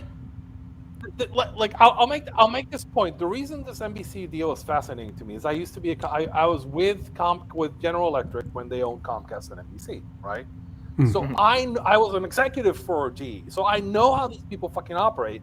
And the moment this went down, I was like, oh, this reads to me like Comcast is fucking pissed off and just wants them gone and doesn't want to fucking promote them. Because when Comcast, NBC, that company thinks you're an enemy, this is done. Like, we're not talking to you. We're Like, and I think they're doing the whole thing where like they're doing the PR thing, like, but I don't think Comcast wants to promote WWE at all, right? Because I think in their brain they're like, no, we're done with you, right? USA is going that way. We do not want you on our network because you're like, I think the whole SMN thing, like kind of programming with AEW probably pissed them off too. And so like, I think they're like, we're not paying that shit, right? And I think now that they're there, they're going to behave in a way that's going to be aggressive. And you already kind of saw it. There was like, Punk was taking shots at like NBC too. It's like, it's the kind of thing like as an ex-employee, I'm like, this strikes me as this is a broken relationship. We just don't quite know how broken it is yet, right? But they were gonna kill everybody in the space because like they have all these deals, right? Everybody's like backing out of these deals, but like we have all these deals which everybody backs out of before like a year goes through. It's funny because that deal was a 5-year deal and it's already been blown to shit, right? Yeah. But they had a 5-year deal, but it got blown to shit. Somebody was saying like, oh no, but they can't renegotiate. It's like, dude, they just renegotiated 5 of the terms. What the fuck, right? It's a TV deal. Those are whatever. We didn't even get to 1 year of SMNE on NBC. We didn't get to that, and like it's kind of hilarious. Like oh, they can't cancel. Of course they can. Motherfucker, you don't own that. You don't own that airtime. It doesn't work that way. Sorry. Like, let's get back to Dragon. Like, I got into the energy. We're gonna talk about. I do wonder how all these media rights deals, with everything going behind a paywall, will affect something like a WWE in a few years. Now, the answer is they'll be okay because, unfortunately, they always are somehow. One thing I pointed out, which is really important. This is the first time that WWE's main roster programming is not the company that has the best coverage on TV in the US in like 40 years. Because essentially with TBS and HBO, like AEW Dynamite is like on 100 million homes, and that's better than any other, like it's better than Raw, it's better than SmackDown, it's better than the PLEs, it's better than NXT. Like the only thing that actually is comparable is NXT, but NXT is on like UHF stations. So that doesn't really fucking count, right? But like availability is its own kind of ability, right?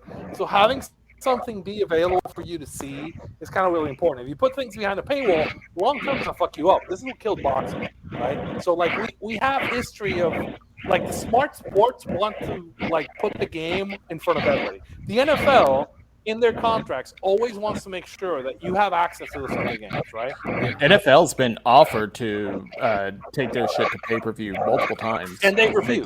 They want to have the national games because you need people watching the sport. Because if you don't get people watching the sport, then you don't get new fans, and that kills the sport long term, right? So it's important, guys. Yeah. Open the Twin Gate Championship match: Dragon Dia and Yuki Yoshioka versus Jason Lee and Kota Minoura. This was my favorite match. This match ruled. This match ruled to me. As a novice Dragon Gate watcher. I love this match. Especially like Minoura, Jason Lee, Minoura, Kota. Those guys. I loved Kota. I think he's gonna be my new favorite. Dragon Gate. He was moving. That's a really funny thing to hear. That is hilarious. I don't know. I don't know. Going by this match alone. This match was great. It was great. I liked. He was really good here, actually. So I get why you're saying that. I assume he's different than this match normally. Kota Minoura's had a storied history of trying and failing to get over.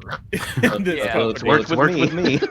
But he's actually, I quite enjoy him in a tag team role, and I think he's quite solid there. I think he was very good in this match. The heel turn is what the switch changed for him, honestly. I think, the heel turn helped, but the problem is like, I remember when he turned heel, and I was like, okay, they're going to actually try another pivot with Minoura, see if they can realign him and get him back on track. And when they did it, it was like, oh, he's still the least interesting member of Z-Brats. But the thing with Minoura is, I think they've kind of realized that this is what his limit is. He is just the great Twin Gate tag guy. because we haven't really seen him get like the mic time or profile piece in any of the Z-Brats group stuff that we've gotten in the past with him, especially when he first had that heel turn. Yeah. But this, and the thing is, it's never been his work. His work has always been really good. He's a great wrestler. There's just something missing with him between the moves, you know? Mm-hmm. He's Jack Perry. Perry. No, he's better than Jack Perry. Yeah, he's Minoru knows how to work heel. There's that. Minoru doesn't put me to sleep like heel That's Jack fair. Perry does, at least. Well, no, I mean, Minoru like, doesn't, here's the thing: like Perry, like we can give him shit, but Perry can work, right? So that's when he does flips, it's better. But the whole heel run, he was trying to be Bray Wyatt, and that's not a style that's conducive to a twink like him. Never try to be Bray Wyatt. he doesn't know. He never could figure out a heel style for him, and so what he defaulted to was all the usual heel shenanigans of just like the duck, the stalling and all that crap, and it just so does not work. You know how Jack Perry should have worked. He should have worked like intercontinental level 90s Shawn Michaels. That would have been the perfect way for him to work during the heel run. Yeah, he's got a chance to now.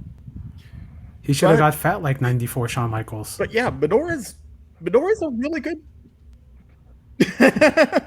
Yeah, he should also get on like barbiturates and everything. Like, Shawn Michaels. But Minoru's a really good wrestler. Jason Lee is so insanely good. Yeah, I don't know how. Yeah. And it's I not thought just the how Jason and Daya stuff was the best part of this match. Yeah. Honestly. Yeah. I don't know how. Oh, sorry. We saw the new finish. I was like, we saw the new finish too. Yeah, we saw the high fly flow gifted to Yuki Yoshioka instead of anybody in New Japan. I like it. Funny. It's so great. awesome. It's a great high fly flow too. I will say, for a lot of this match, Oh yeah, That's it what- looks great. That's why I liked it when when I first saw it. I had to write down like high fly Yoshioka. It was crisp. It was, Tanahashi was right. It's the best frog splash right now. for a lot of this match, I did feel like Yoshioka seemed a little dead behind the eyes, so to speak, for a lot of it. Like, he definitely is still trying to find himself again, and, you know, what Jay on commentary was describing about what he's had to go through sounds pretty brutal, honestly. But I will say, when he did get that kind of confidence at the end and then hit that high fly flow, it felt like he channeled some of that spark that he had in 2022 during his Dreamgate run. Yeah, So that filled me with a bit of hope. I felt the exact same way. That closing stretch where, like, when he hits that battle hook, I don't know, man, that made me feel something too. There is just that fantastic fire and emotion to it.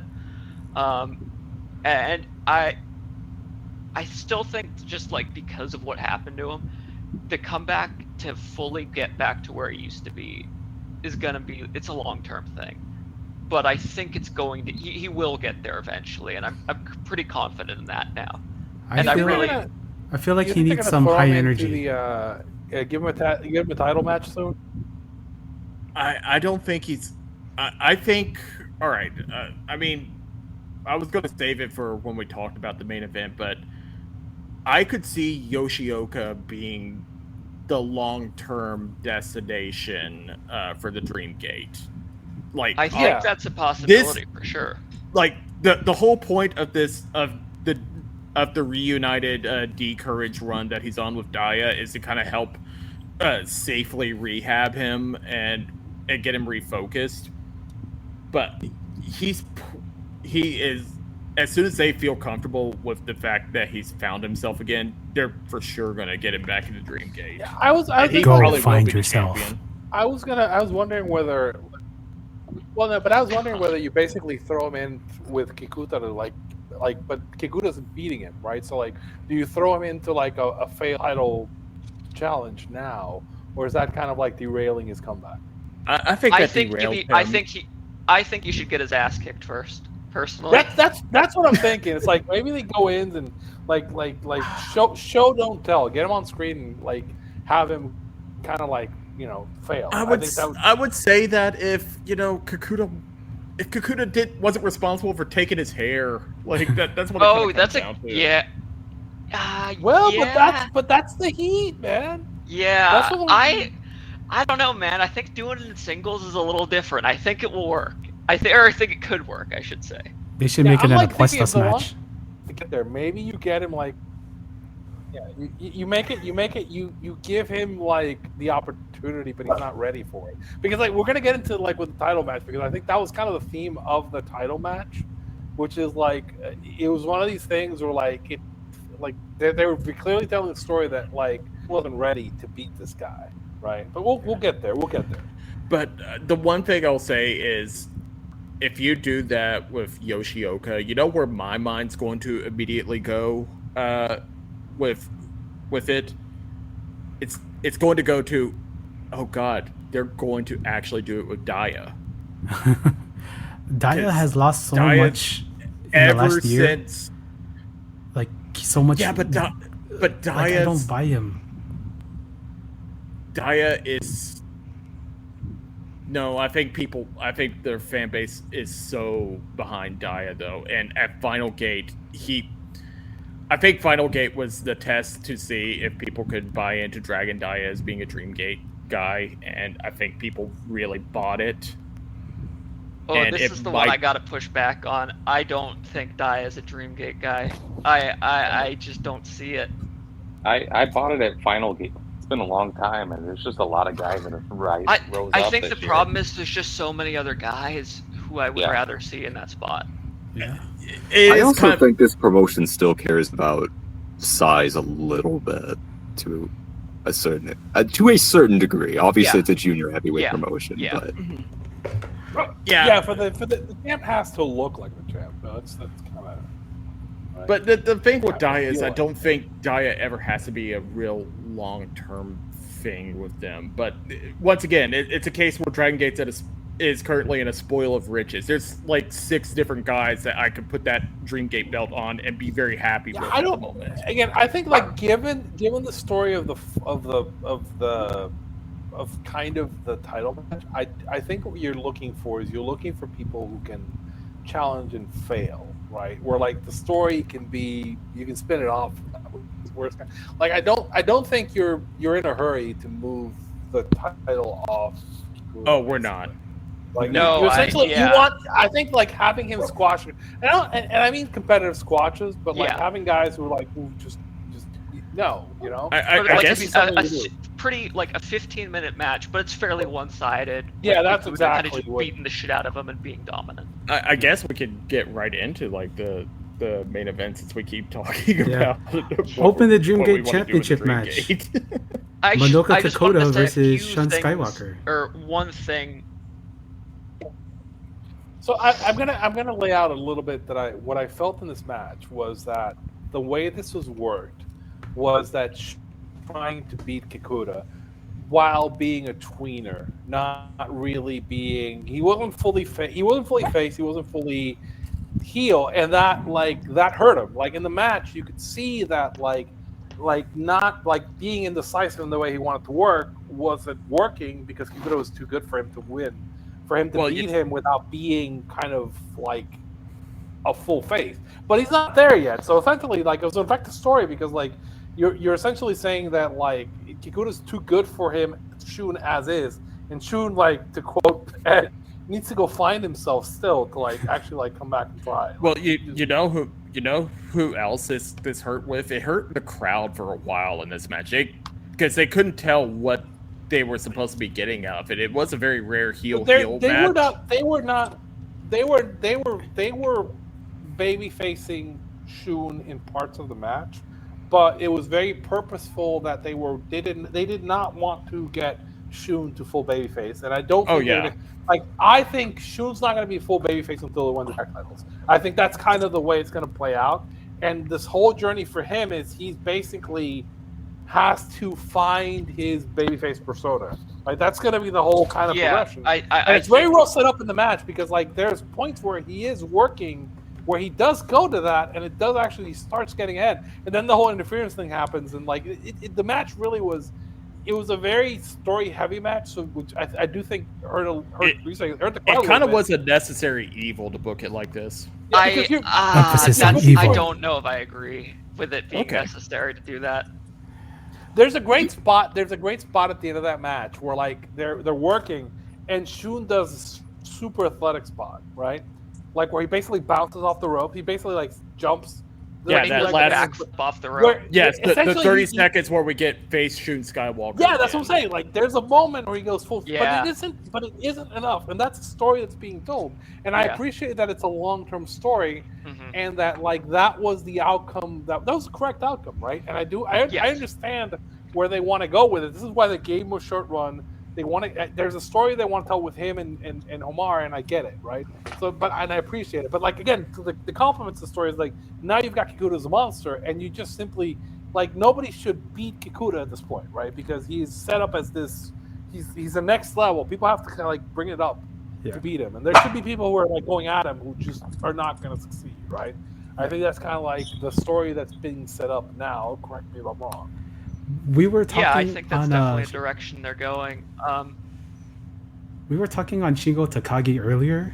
Go ahead. And about how his face run didn't pan out on the top, and how when Shingo turned heel is when he really found his feet. And the heel turn for Kikuta, it's like a 180-degree turn. That's a good comparison. This was the point that I was going to make. I feel like this is all about. This is the redemption arc for Kikuta for having that really. I'll just say it was a bad Dreamgate run. It was very badly booked, which I think was the main reason. But ultimately, yeah, you're right. It was just not a good run. I think it also didn't help that I don't feel like Kikuta ever figured out what his big match style was until like the very end of that run. Yeah, he did with Shimizu, although whatever happened to that guy? He's supposedly coming back at the end of towards the end of the year. Shimizu. I mean, man, that would be a nice. I mean, Dragon Gate has an embarrassment of riches, like you already said earlier. But man, bringing him back too, would be a wonderful addition. Yeah. Overall, I gotta say this show made my weekend. I was so happy to watch pro wrestling, to watch it live. I watched the Japanese version first, and then watched the English commentary after to get get a little bit of story beats. But to watch pro wrestling, and to be happy at the end of the show and be like satisfied with the results. How long has it been for me to feel like I didn't waste my time?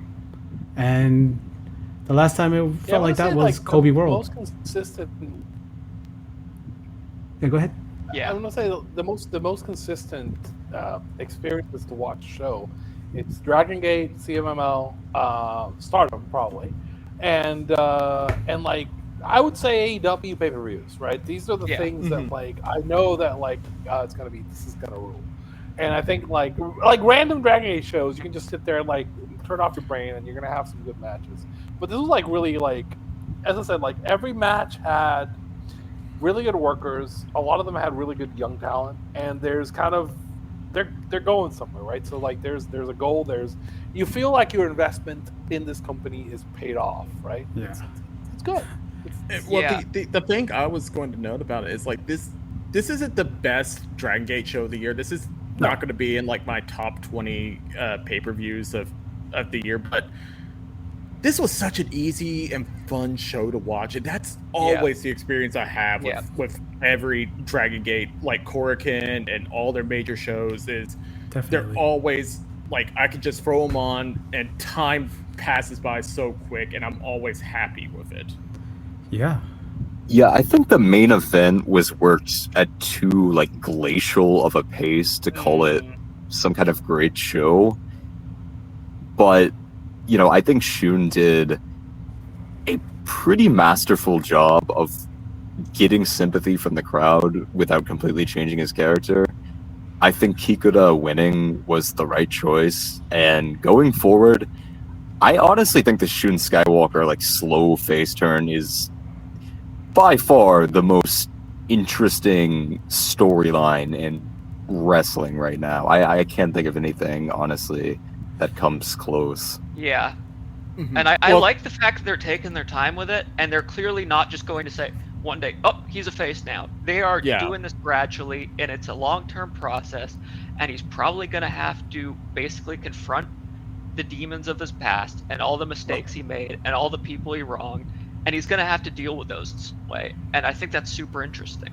Well, So who do we think the Kakuta's first challenger is going to be? it's Ben K. Okay. I think. Oh, No, God, that's a good- gonna be that's a a good match. Much bigger battle royale that should get you a Dreamgate shot automatically.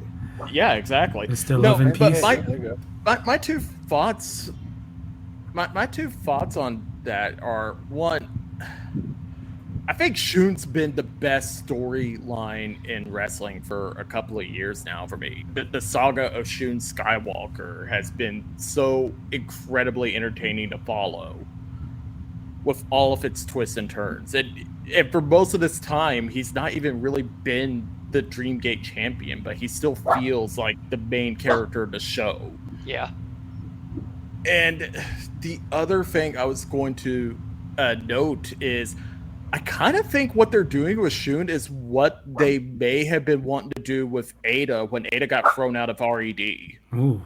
And he left for Noah before it could really happen. But when Ada left for RED, he was kind of still carrying on like a heel and wearing RED's colors and saying that no, I wasn't actually thrown out. I ditched all of them.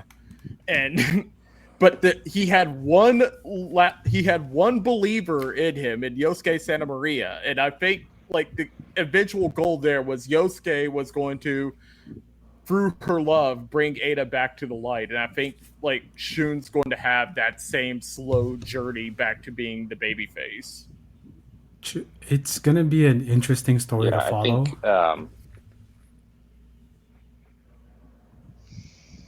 Does he start like wearing white in like different pieces of his gear, like so not black? I like, think I maybe think even that's going white to be arm. gradual. like He's- white arm, like white boot, white glove. I think Shun's kind of laid it out already through his work and through his statements what he's going to be in full face again. One of the signs is going to be he brings back the Ashla, which was his old babyface finisher, and the other one is he ditches the bodysuit. Yeah, The he has whole to reason pop he out. wears the Ooh. bodysuit is because he believes that the fans are no longer not worthy to see his marvelous form. That's true. Yeah. So yeah, thank you guys for talking about Dragon Gate. I really appreciate it.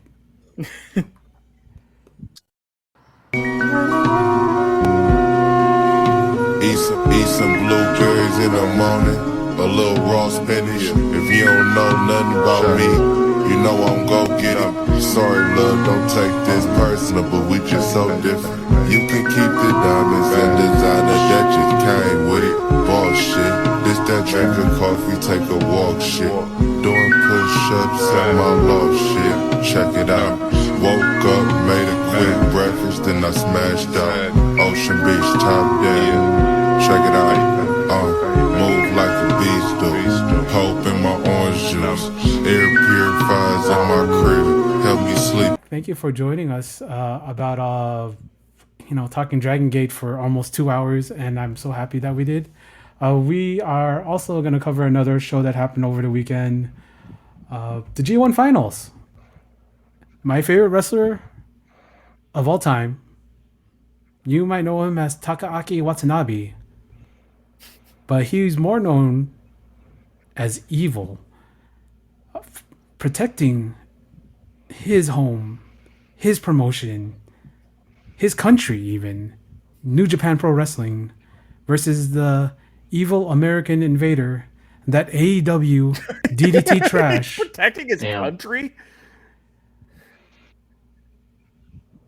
Konosuke Takeshita in the G1 finals. He's protecting Japan. I thought you were referring to Darkness. I thought you were referring to Darkness World as its own country.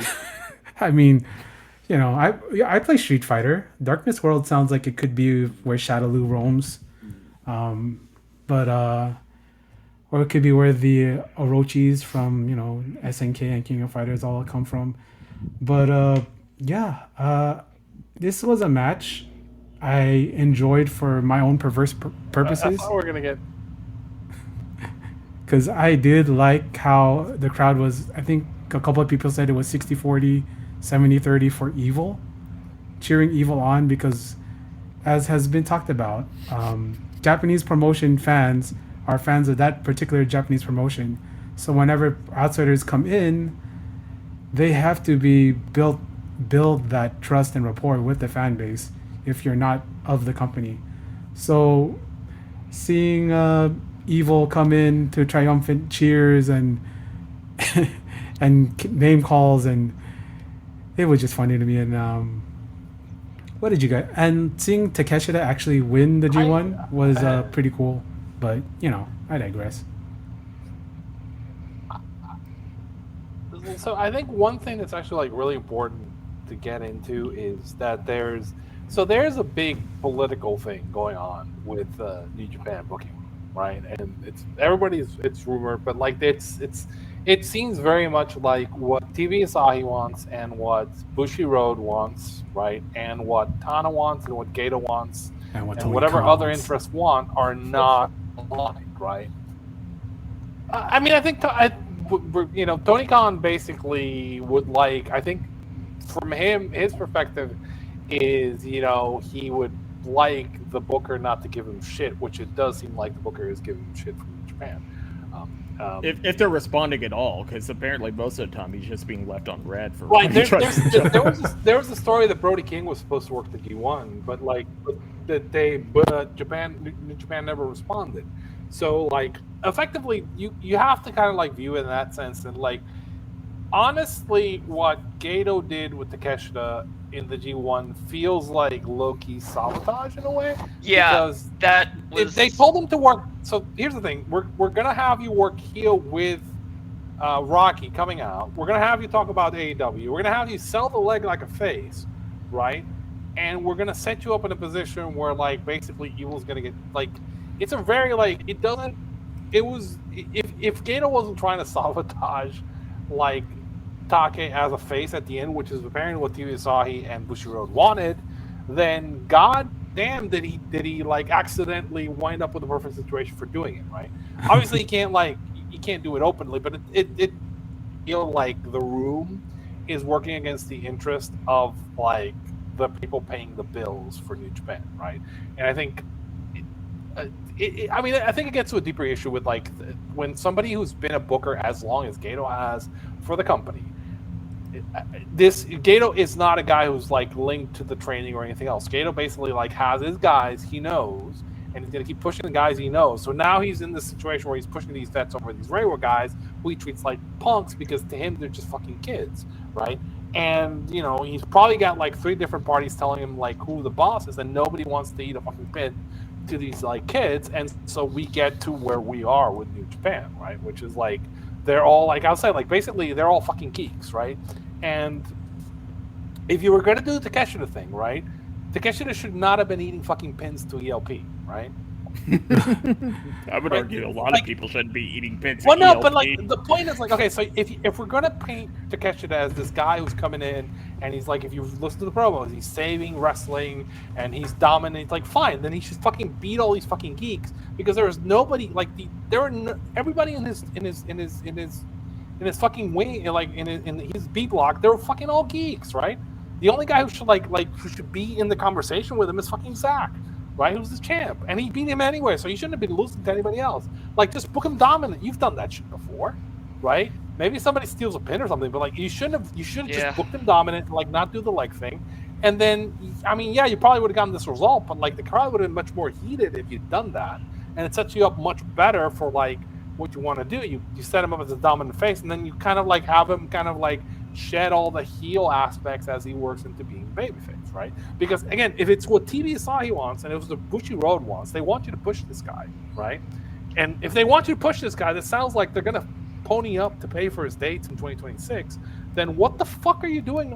Like trying to sabotage his booking by doing this shit? Right? Yeah, it's just I think, and unfortunately this is opening up a can of worms, but they just need to reset the booking room entirely at this point.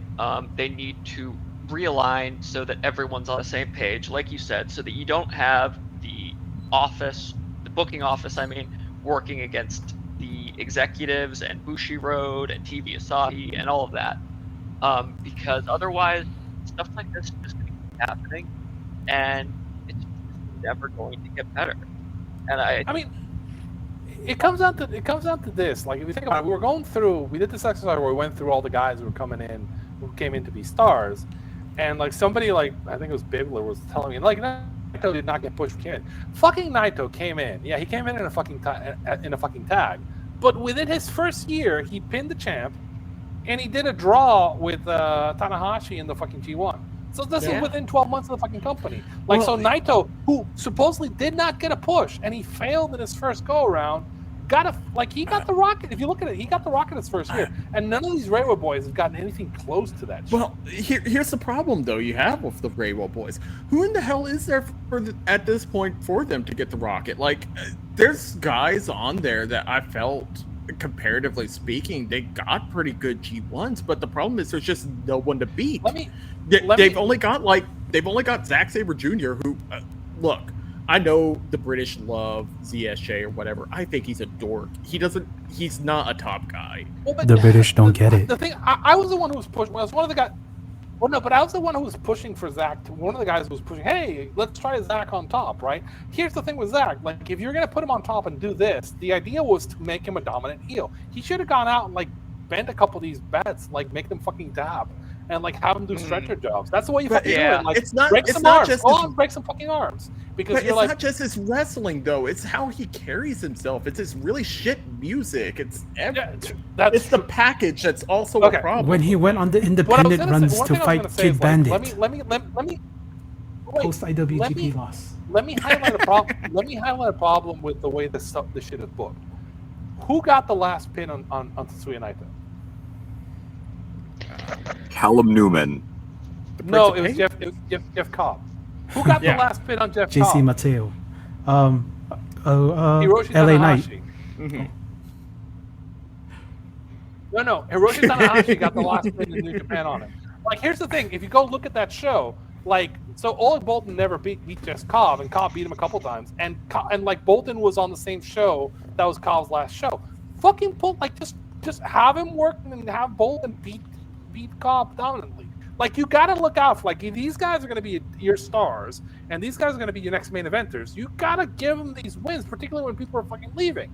If there's a guy who you had a feud with who pinned the fuck out, like, beat you, like, and he's leaving and he's telling you, he's like put a pin out, like, use him to put somebody over. Naito shouldn't be putting Cobb over if Cobb's leaving, right?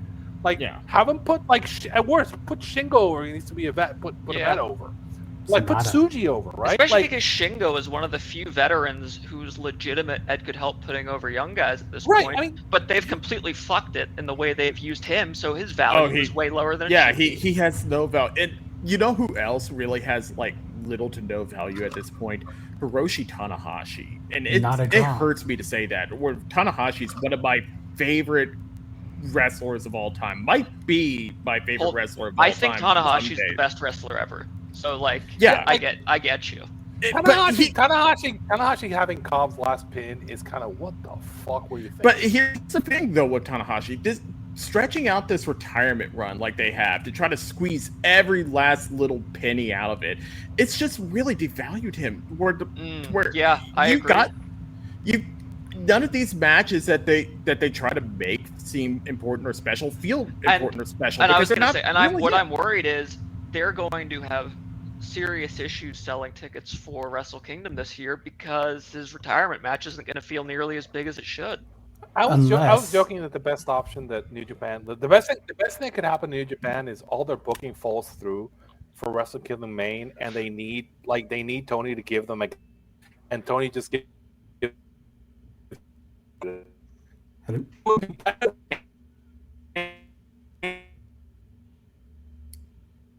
Whoa, hello? Hello?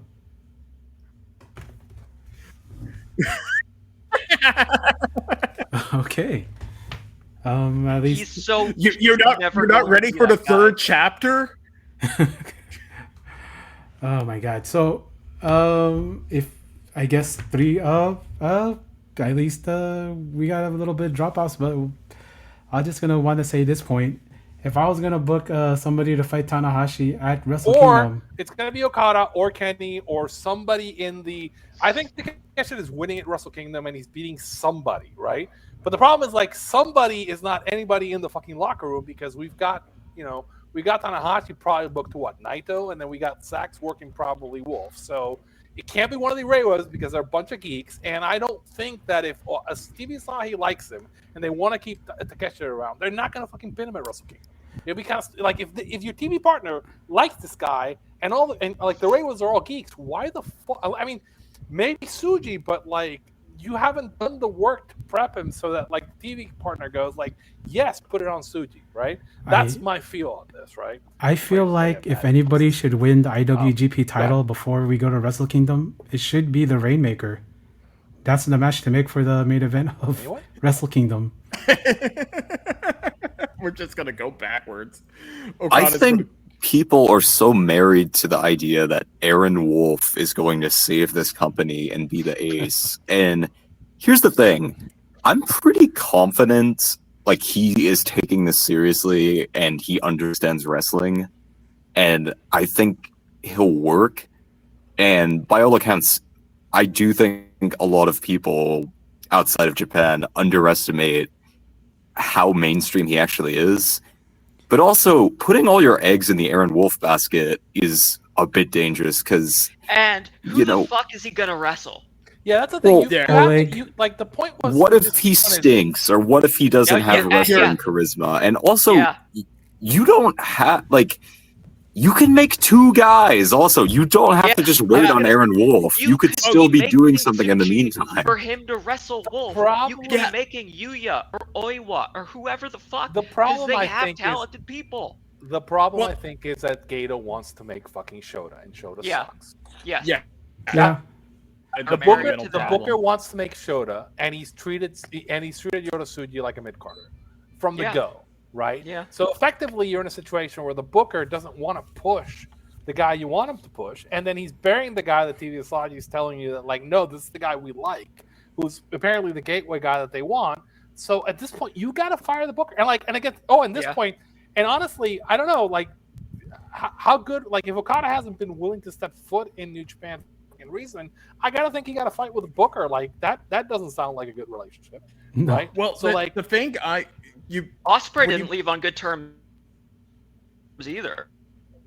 With the Wolf question, that was actually something that on Southern Fried WrestleCast, I specifically did a show that kind of ended up being a preview to the G1 because, well, everything was kind of going on, and the Zack Sabre Jr. title switch happened, and I was like, what the fuck is going on in this company now?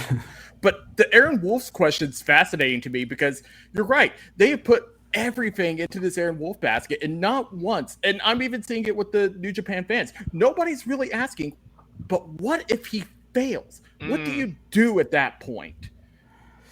And the thing with Tsuji, the thing I've seen from people when they talk about Tsuji is they talk about, it's like, well, he's really kind of more of a 1B guy. He doesn't feel like he could be the real top guy. It's like, yeah, but in a place where there is no 1A, you might as well take the 1B and just make him the guy. Push him as hard as you can and see where he ends up. If he isn't the 1A or even the 1B, at least you'll have an upper mid-carder at worst. Like, you have to make someone. You have to try. The other part is, like, I see guys leaving New Japan and getting to, like, AEW and other places and being really fucking good. And, like, New Japan had no clue to what to do with them. I'm like the whole thing with, like... Kyle Fletcher? the whole thing with Kyle, like if we get into that, Kevin like the whole thing Knight. with Kyle Fletcher and New Japan not wanting to pay for his medical bills for him and like Mark Davis, that's kind of fucked. And like, you know, we give shit to like Tony, but respect to that because Tony paid their medical bills, right? Yeah. Like, why do these people leave? Why do these people leave? Oh no, because Tony fucking pays their medical bills. And I was gonna fucking say, pays their and expenses. But there was money for look Matt who- Riddle and Nick Nemeth. I was gonna say, look who New Japan's paying: Matt Riddle, Nick Nemeth, Don Fale, fucking Chase Owens. Yeah, But they don't have oh, money when it's and- time for Kyle Fletcher. Well, Really? here's the thing: like people are getting mad at people getting mad at Gabe Kidd, and here's the thing: if you're Gabe Kidd and AEW is basically fronting 80% of your pay because they probably are fronting for 80% of his pay, And you're dating somebody on the roster well, for AEW. independent of that, and Tony's paying expenses, and Tony's paying for medical bills, and you're banged up. Why the fuck would you work the G1 hurt?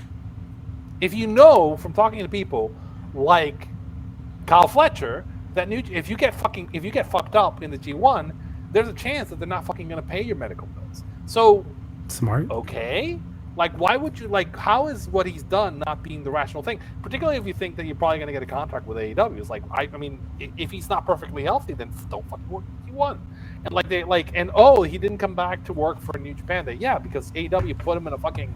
They put him in a plunder match where like a million great workers will protect him, and he won't he has a less chance to get hurt in that match because essentially like it's much less load on him. And again, Tony's paying for expenses, Tony's paying for medical bills. So like, it's not dumb, it's rational. To go back to the Kyle Fletcher thing, like with Kyle, it really feels like in New Japan, the only person who really believed it with Kyle was Will Ospreay and Hiroshi Tanahashi, and that's why Kyle Fletcher didn't go anywhere there. Well, I mean, but then that's a problem with the fucking. Again, it comes down to It goes back to ghetto, yeah. because we can't. Yeah, it really does. Here's the thing, I saw it with Kyle in New Japan. I think a lot I of can- people I- did, yeah. I can point to the matches where you went like, "Oh shit!" Right? Sakura Genesis This- 2023. I think that's an easy one for everyone. Yeah, we go. You're like, "Holy shit, this guy has it!" Right? Royal And Quest. if your booker cannot effectively use the talent you have, and then you got to get rid of him. Particularly if the booker, not only that, but he's also like not listening to the business partners, and like we've had this and argument before. possibly And, like, no, actively and, like, sabotaging people. the thing is, the thing that's funny is that like when we were having these conversations around like a year ago, like I said, like they should just do the same thing with the Stardom, which like they cleared out all the perverts and all the people who were like business guys, and put in the guy who was running musical theater, like Taro Okada, who was running the musical theater stuff, and he just hired the best talent and like booked it like he would book the Mikasuku show, and it's fucking worked. And I'm like, if that worked, then why wouldn't it fucking work in New Japan? Like, no, but you got to have the locker room, and you're like, people will leave. I'm like, fuck it, let him leave. Like I don't think Ghetto has the loyalty that people think he does at this juncture. Okay, so what if half the locker room in New Japan walks? Is that a huge loss? Of the people who are left. I mean, well, even if they walked, where the hell are they going? Yeah. Well, yeah. And the other thing is like, if all of a sudden I have spots open to hire, like, offer people from like Dragon Gate and DDT and like that's not fair to Nakanishi. Come on. But like that's not gonna make my room worse. And like there's some of the people who are coming up to the dojo, like you've geekified these people so much that like losing some of them is not gonna fucking hurt. Sometimes you have to flip the table, and there's nothing right now that tells me that like they're not drawing. They don't have anybody who like was a real star. And like the booker seems married to like the fucking Nepo baby, which like Shota. So I'm like, okay, so like what the fuck am I saving here, right? Yeah, I think the problem is like you can keep putting this off as long as you want. Eventually, you have to bite the bullet, and you might as well do it sooner rather than later. Yeah, I think the problem is going to be that like I think they're maybe waiting until Tana's officially off, right? Well, you're getting into something that I've been speculating with a couple of people, and I even brought this up on my WrestleCast episode. If you go back a year ago, Tanahashi laid out basically like a 10-point plan on what he felt was where he wanted to take New Japan, and if you look at it, like. And Gato basically used this toilet paper? If we went through it, it's like, like almost so many of the points at the top were just failed. And some of it failed to such a degree that you almost have to wonder if it's sabotage. And I kind of wonder if that's what's going to happen, is Tanahashi is just biding his time, going to finish up his in-ring career, and at that point he's just going to seize complete control and just start kicking a lot of people out of the room. He ended up doing that with the dojo years ago. It is worth mentioning, I have seen a theory floating online that maybe the double down on the House of Torture, despite Tanahashi's bullet point plan from last year, is reaction to Noah and Ozawa Team 2000X. The problem is Ozawa, I think, is like a generational level of charisma, and the House of Torture is mostly a bunch of geeks. The problem with and if we got to get into the booking with the house, the problem with the booking of the house is you're asking Evil, who's a decent enough worker, and he could probably pull it off if it was a more serious heel or like that, to pull off the geek. Pull off the comedy geek #1 heel thing, and there's like 5 people in the history of time in wrestling that could have pulled it off, right? At the level they're trying to pull him, which are they're trying to like Funk could have pulled it off, right? Maybe like Foley could have pulled it off, or like you do the comedy bit, but you're still kind of like fucking. And Evil doesn't have that like wild, crazy thing that you would need to have to pull it off, so it doesn't really work. But I can't really blame him because it's an impossible gimmick to pull off. He is overpushed and like you said, he's placed in a role that he isn't able to pull off because almost no one could, and he's probably overpushed relative to where he should be, because I think he's probably a mid-carder who is just in over his head. He's pushed to that degree because he's the only guy from that he's the only heavyweight from that generation who managed to last. Yeah, because they fucked up their young guys for such a absurdly long time. Well, you also had like you gotta keep in mind when Evil was coming up, they had like fucking no heavyweights coming up besides like him and Kitamura, who we know what happened with that. R.I.P. Yeah, I mean, effectively the problem for them is that they've just turned because of the way they book, they've turned it into a geek machine, right? And I mean, it kind of goes back to when Okada was leaving too, because they didn't believe, they basically were locked into Okada's not walking. And people were like, well, he's probably I remember when I went into like the New Japan Discord, and I was like, no, Okada's probably gonna walk because like I think his wife is retiring, he wants to have more kids. I'm like, oh, baby making, but like God. I'm like, but like it's just a thing that happens socially where like his wife his voice actors was getting up to the age where like they retire, have kids, and then they come back and do the talk show circuit. So it made perfect sense for him to like take a paycheck, right? Let's take a big paycheck, and there's like nothing there, and they asked him to put over Sonata, which why Sonata, right? But, oh God, yeah. And like they had chances to bring people in from other promotions, but they're like, no, we gotta like, Shota. Like instead of like, they brought some of these guys in. I mean, supposedly they tried talking to Shun Skywalker this year, but I believe it when Shun said that they couldn't afford him. I think they lowballed the shit out of him, and he was like, nope, it's not worth it. Hell yeah. Yeah, I think you mentioned Sonata. I think this promotion, like the more time passes, I think you realize how destructive that Sonata title reign was. Like, especially now that we know, Okada left, and no one thought Naito would have to leave. Naito and Okada put over Sonata. And I point this out at the time. They were like, oh, why didn't he put nobody was like fucking Kenta wasn't putting over the young boys when Okada was there, right? It's like, so nobody was putting like Okada, who was the top guy, who's trying to get like this big money contract from either WWE or AEW. Why the fuck would he putting up over guys who like nobody in the promotion, like fucking Okan isn't putting people over? Why the fuck am I putting these people? I just cannot believe that a Sonata world title run would be disastrous for promotion, not after watching all of Wrestle 1.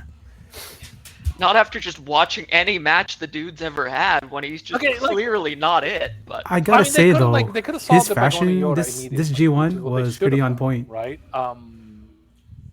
But like, who else could they have done? Like, could they? Well, no, because Okada hates Okan, so like he couldn't have put Okan. Okan doesn't have it either.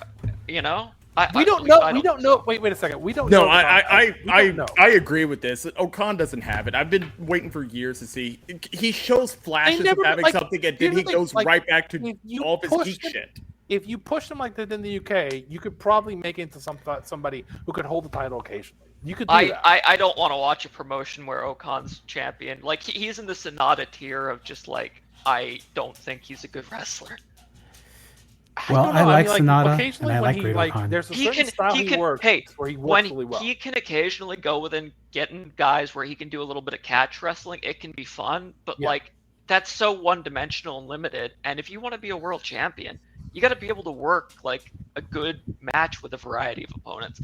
But that's neither here nor there, because even if I don't like him, like you said, you could at least put over someone. Try. Here's the thing they could have gone with. Here's the thing they could have gone with Goto then. I mean, the other answer is assume Okada is just adamant that he wants to put over Sonata-san for whatever reason. The answer then should have been like Tsuji wins the belt off of Sonata in his return match. Yeah, no, should have been. In retrospect, he should have beat him at Dominion. That means the precious little Shota. Like, no, we can't have Tsuji going over because the precious little Shota has to go over, right? Nobody puts him over. Nobody's ever put him over. Nobody ever put a belt on him. But no. We gotta protect. We gotta keep it open. We can't have one of the Reiwas been before Shota. Fuck. I gotta say this. This is like to use an example. Like there was this whole thing with like the 4 pillars of AEW, right? And TK shouldn't have done that, and he did, like, but here's the thing, right? Once they figured out that Darby was really the only one that was like Darby, and then like MJF was the second guy, they fucking bailed on that shit, right? Yeah, they tried it. They put him. They tried it, and it didn't fucking work. And they went like, okay, fuck it, this doesn't work. Let's try something else. You got to be like that's how you have to be able as a booker. You have to be. You can't keep. You have to shit or get off the pot. You try it. It works, great. If it doesn't work, we try something else, right? Yeah. And now you think about it, he's got like a crew of people that like are generational workers, generational talents that he can kind of go with in the next decade because he kept trying shit until some of it worked, right? And if you just sit there and just don't do anything, you don't try Yoda on top, you don't try push, you never have any of the vets lose to him, or like you don't look even Shota, you don't try with him. I'm like, I can say like, turn him heel, try some shit. But if you don't try something, then it's never going to work. Well, to go back to, since we did just finish talking about Dragon Gate, let's actually invite the Dragon Gate comparison, because I mentioned it at the very beginning of the discussion.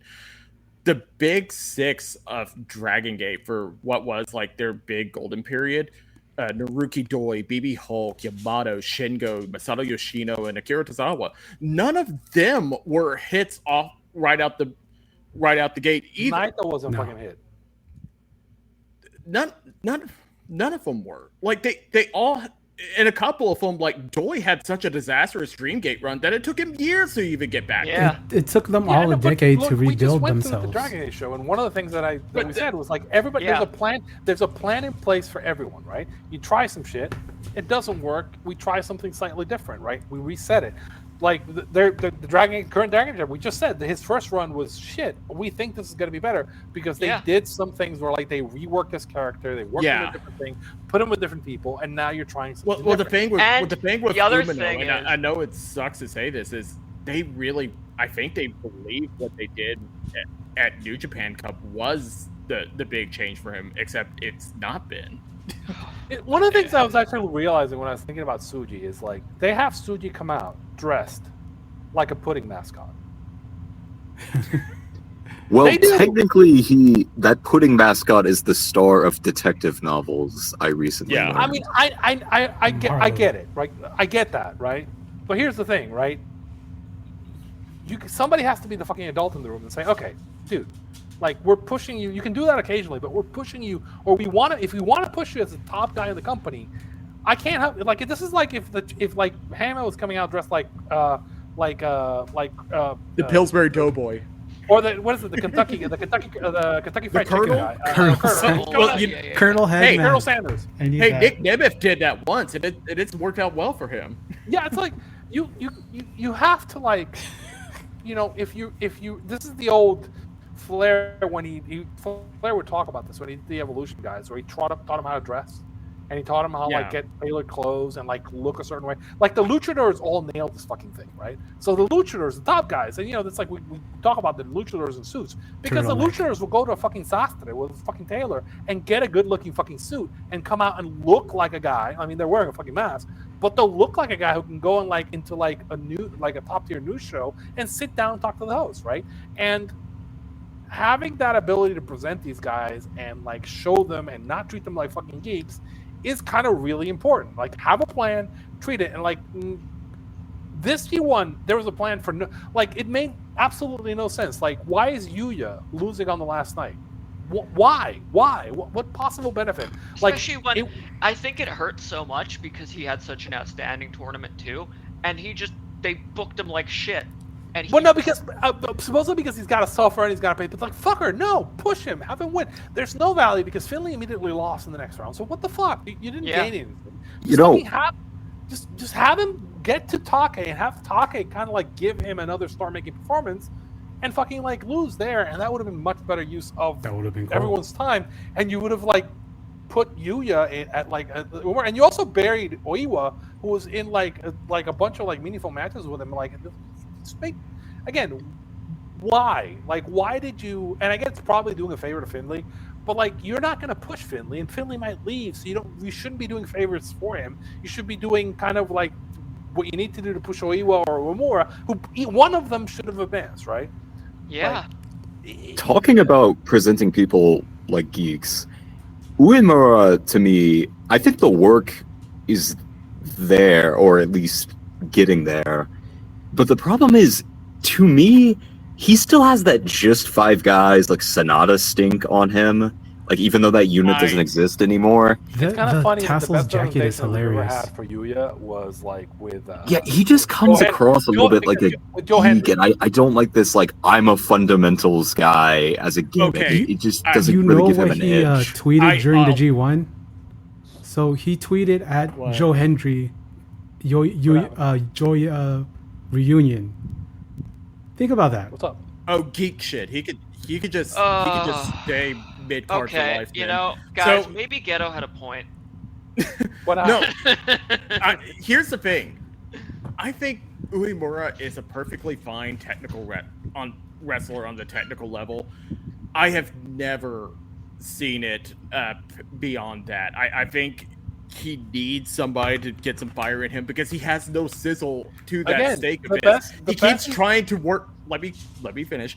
He keeps trying to do this throwback work. He works like 89 Ricky Steamboat a lot of the times, and he's really fucking good at that. But Ricky Steamboat, if he was working in 2025, wouldn't be working like that. He'd be doing something modern. There's no flash or greater substance to his work, and it keeps dragging it down, in addition to the fact that I don't think he has much of a presence on screen. And he's just not nearly as likable as Steamboat. No, he's not. And he also doesn't have Cyrus as his theme music. So.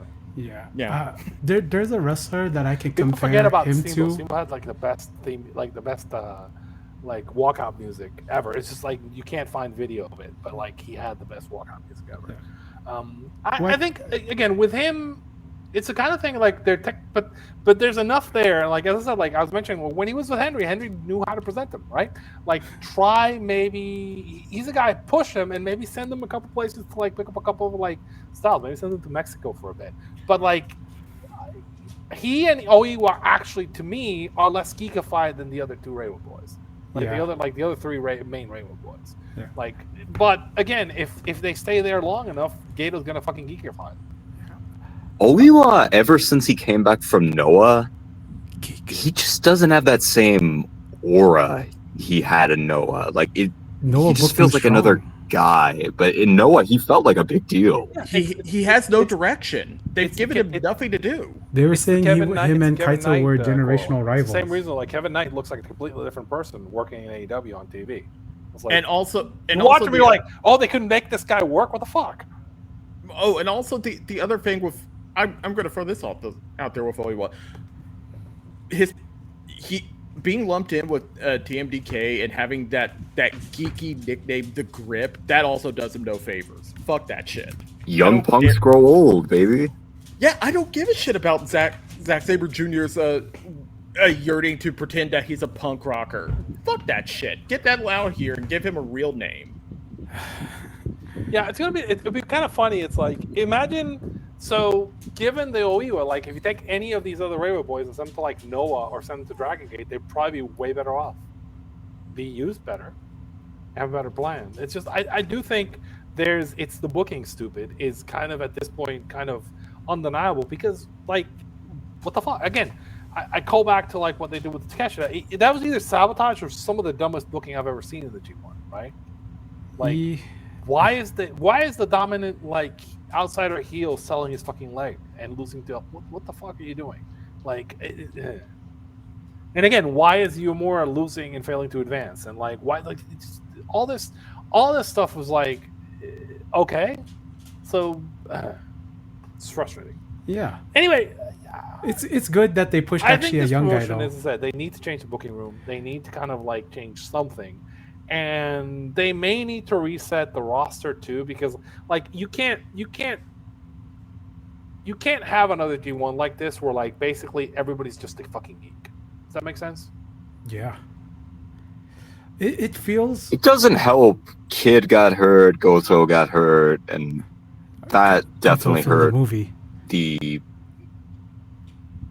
Yeah, as much as I enjoy Yoshihashi and Taykzy, like that doesn't exactly help like geek perception, so to speak. But you know what I mean? Like, you pick who is your top tier, and this top tier should, in general, beat the geeks or beat the mid carders and low enders on the card. That's kind of, if you go back historically, that's typically what happened on these G1s, and you want to kind of see that. Yeah. Well, even if they did try to do a roster refresh, who are they going to refresh with, and how are they going to do it with their budget? Because, yeah, it would be swell if you could have a Shun Skywalker in here, but like Shun's not. We've already heard it from Shun. You've got to offer him some real money, and they're not in a position right now to do that. So essentially, they can't pay like Dragon Gate main eventer to like a guy working at Shingo level. Essentially, is what they're saying. Yeah. I think all the money is wrapped up in Aaron Wolf. Has said, which could be like half work and probably half shoot. But if he's saying that they couldn't pay me, then I have to believe it, because that's been a story that we've heard a couple of times this year with the company, is that like they're not really handing out big paychecks right now. Yeah, they gotta find Kento Miyahara and beg. Like hire all the GLEAT malcontents. Hey, listen, Katsuhiko Nakajima, great star. They could always kick the tires on him. Oh my lord, we're doing G1 with Shima and like Nakajima and fucking okay. You know, it would be more fun than this one. Look, I will happily take another G1 with Yoshihashi and whoever over a G1 with T-Hawk, okay? We're not going to get that low. T-Hawk and Shima and like, oh God. I wish that New Japan. It is funny that like if they actually man. did have the chance to have like Brody King, it's like it's kind of just dude. I'm kind of shocked that they didn't steal Linda Man when they could. He did that Best of the Super Junior, and he looked awesome in it. He did the bodybuilding competition anything too. else we have on New Japan? Because I think Doc, are you still there?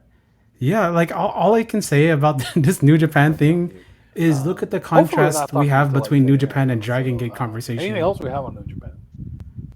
That's all I have on New Japan, because when I look at it, I'm so disappointed in what the company happened, where so many guys left, so there's a chance to elevate people.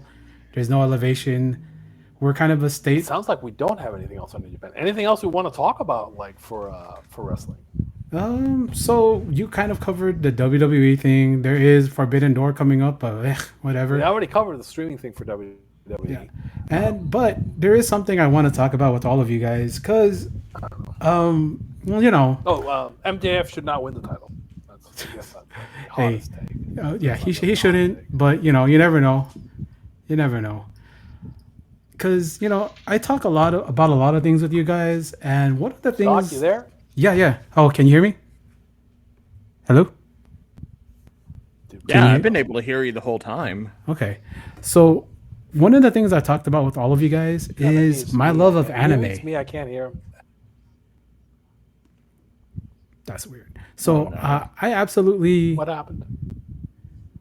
I absolutely think when I go back about what my interests are, I love anime. I've talked about anime with pretty much all of you guys, including Tay, but I think I talked about Kamen Rider with Tay a little bit. And so my favorite, I think besides Dragon Ball, my other favorite franchise has to be Gundam. And my favorite Gundam is probably the 8th MS team. I watched the new series, I hear doors moving. Is that Doc? Probably. Gquuuux. Gquuuux was it was okay and good in some parts, but I also like the whole Evangelion shoutouts in that show because the Gundam Fred or whatever, it would look pretty much like the Ava 1 unit. It was. I felt like it was just an excuse for Anno just to get Lala and Char together finally. Oh. I think you just hit what the reason was for it. Yeah, it's just that's for pretty Anno. much it. From what I've heard, I think Anno was only really involved with those flashback episodes instead of overseeing the whole project. From what I understand, there was a bit of a conflict over. I was about to call them Gainax, but no, Studio Kara, between the younger and older staff there over what direction. Gosh, in Japan, there's so to go many... in, and I think the result shows where it can't decide if it wants to be. I hate to use the term fan fiction, and I hate to bury fan fiction, but it almost feels like this kind of fan fiction of Char and Lala, but then it wants to focus on these new characters, but they suffer because it really doesn't know what direction it wants to go in, and I think that's where it falls flat. Yeah, I want to defend fan fiction a little bit. I want to say that fan fiction, the trick with everything is basically everything's what's the Alan Moore quote about his last Superman stories? They're all imaginary. They're all imaginary stories. Mm-hmm. The point is that you should, when you're writing a story about a certain group of characters or a certain universe, you should respect the conceit of the universe. Does that make sense? Right? If people want to read something or see something about, it's like if I want to buy a ham sandwich and you sell me a ham sandwich, it should be somewhat related to a ham sandwich. If that makes sense, right? You get fancy. Yeah. You can throw some fancy mustard on it. You can try some deli ham. You can do pernil or something. It's cool, but you should still deliver the essence of a ham sandwich, if that makes sense, right? Yeah. Yes. Yeah. I like me a Cubano sandwich from time to time. Good fan fiction does that, right? So bad fan fiction is no, instead of a ham sandwich, no, but I want it to be like a chicken sandwich, but I wanted a ham sandwich. Okay. Yeah, and I just want to thank all of you guys for coming on to my show, which I really think is your guys' show, because I always make this show about wrestling fans, and I loved how each one of you was able to give me your best and all your takes, and I appreciate, because having a panel with 6 people and having 7 people talk at once can be chaos. It probably will sound like chaos, but I think you guys all did a good job. And this is something that I love to do, and I love having you guys on, and hopefully we will do this again some other time, but this is going on pretty long, and I just want to say thank you guys for coming on to my show. There's one question I want to ask, and I want everybody's little answer. What is the best sandwich for you guys? Peanut butter and jelly. Oh, it might be that just because it's the most versatile and requires the least amount of work for me to still satisfy. It was either going to be that or a grilled cheese. I'm gonna have a really bougie answer and a really basic answer. So the really basic answer is a grilled ham and cheese. It's basically a grilled cheese with ham. My bougie answer is when I was living in Hong Kong and I was working in an office, there used to be like this fancy grocery store that made sandwiches, and they had this Parma ham, avocado, and brie cheese on ciabatta bread with like an aioli, and it was so fucking good. And that was like the best sandwich I've ever had. I'm gonna go with a medianoche, which is a soft bread Cuban sandwich with like pernil and ham, cheese, mustard, no pickles for me. A little mayo too. That is my order at Porto's. I love getting the medianoche. I love getting the cubano. I guess if I had to pick, my usual go-to is I would either say Cuban because it's classic. It's Tampa staple, and then or I just go with a veggie sub from Publix. If you have a Publix, then you know, pub sub. It's the way to go. But yeah, I'll go ahead and throw this out there. As far as like subs go, I love my Italian subs. Oh yeah, it's a classic. Capicola. I get my salami, I get my pepperoni, and I go down to the Italian market that's near here, and I just get my collection of deli meats specifically from them, and I go really all out with it. So that I guess if I'm really treating myself and not just looking for what's the sandwich I can have the most and not get sick of it, it's probably still going to be the Italian sub. That's great, Good man. tuna melt is good too. Tuna melt's good. I hate tuna. Is a hot dog a sandwich? Yes. God, not. yes. I'd say so. It is. All right.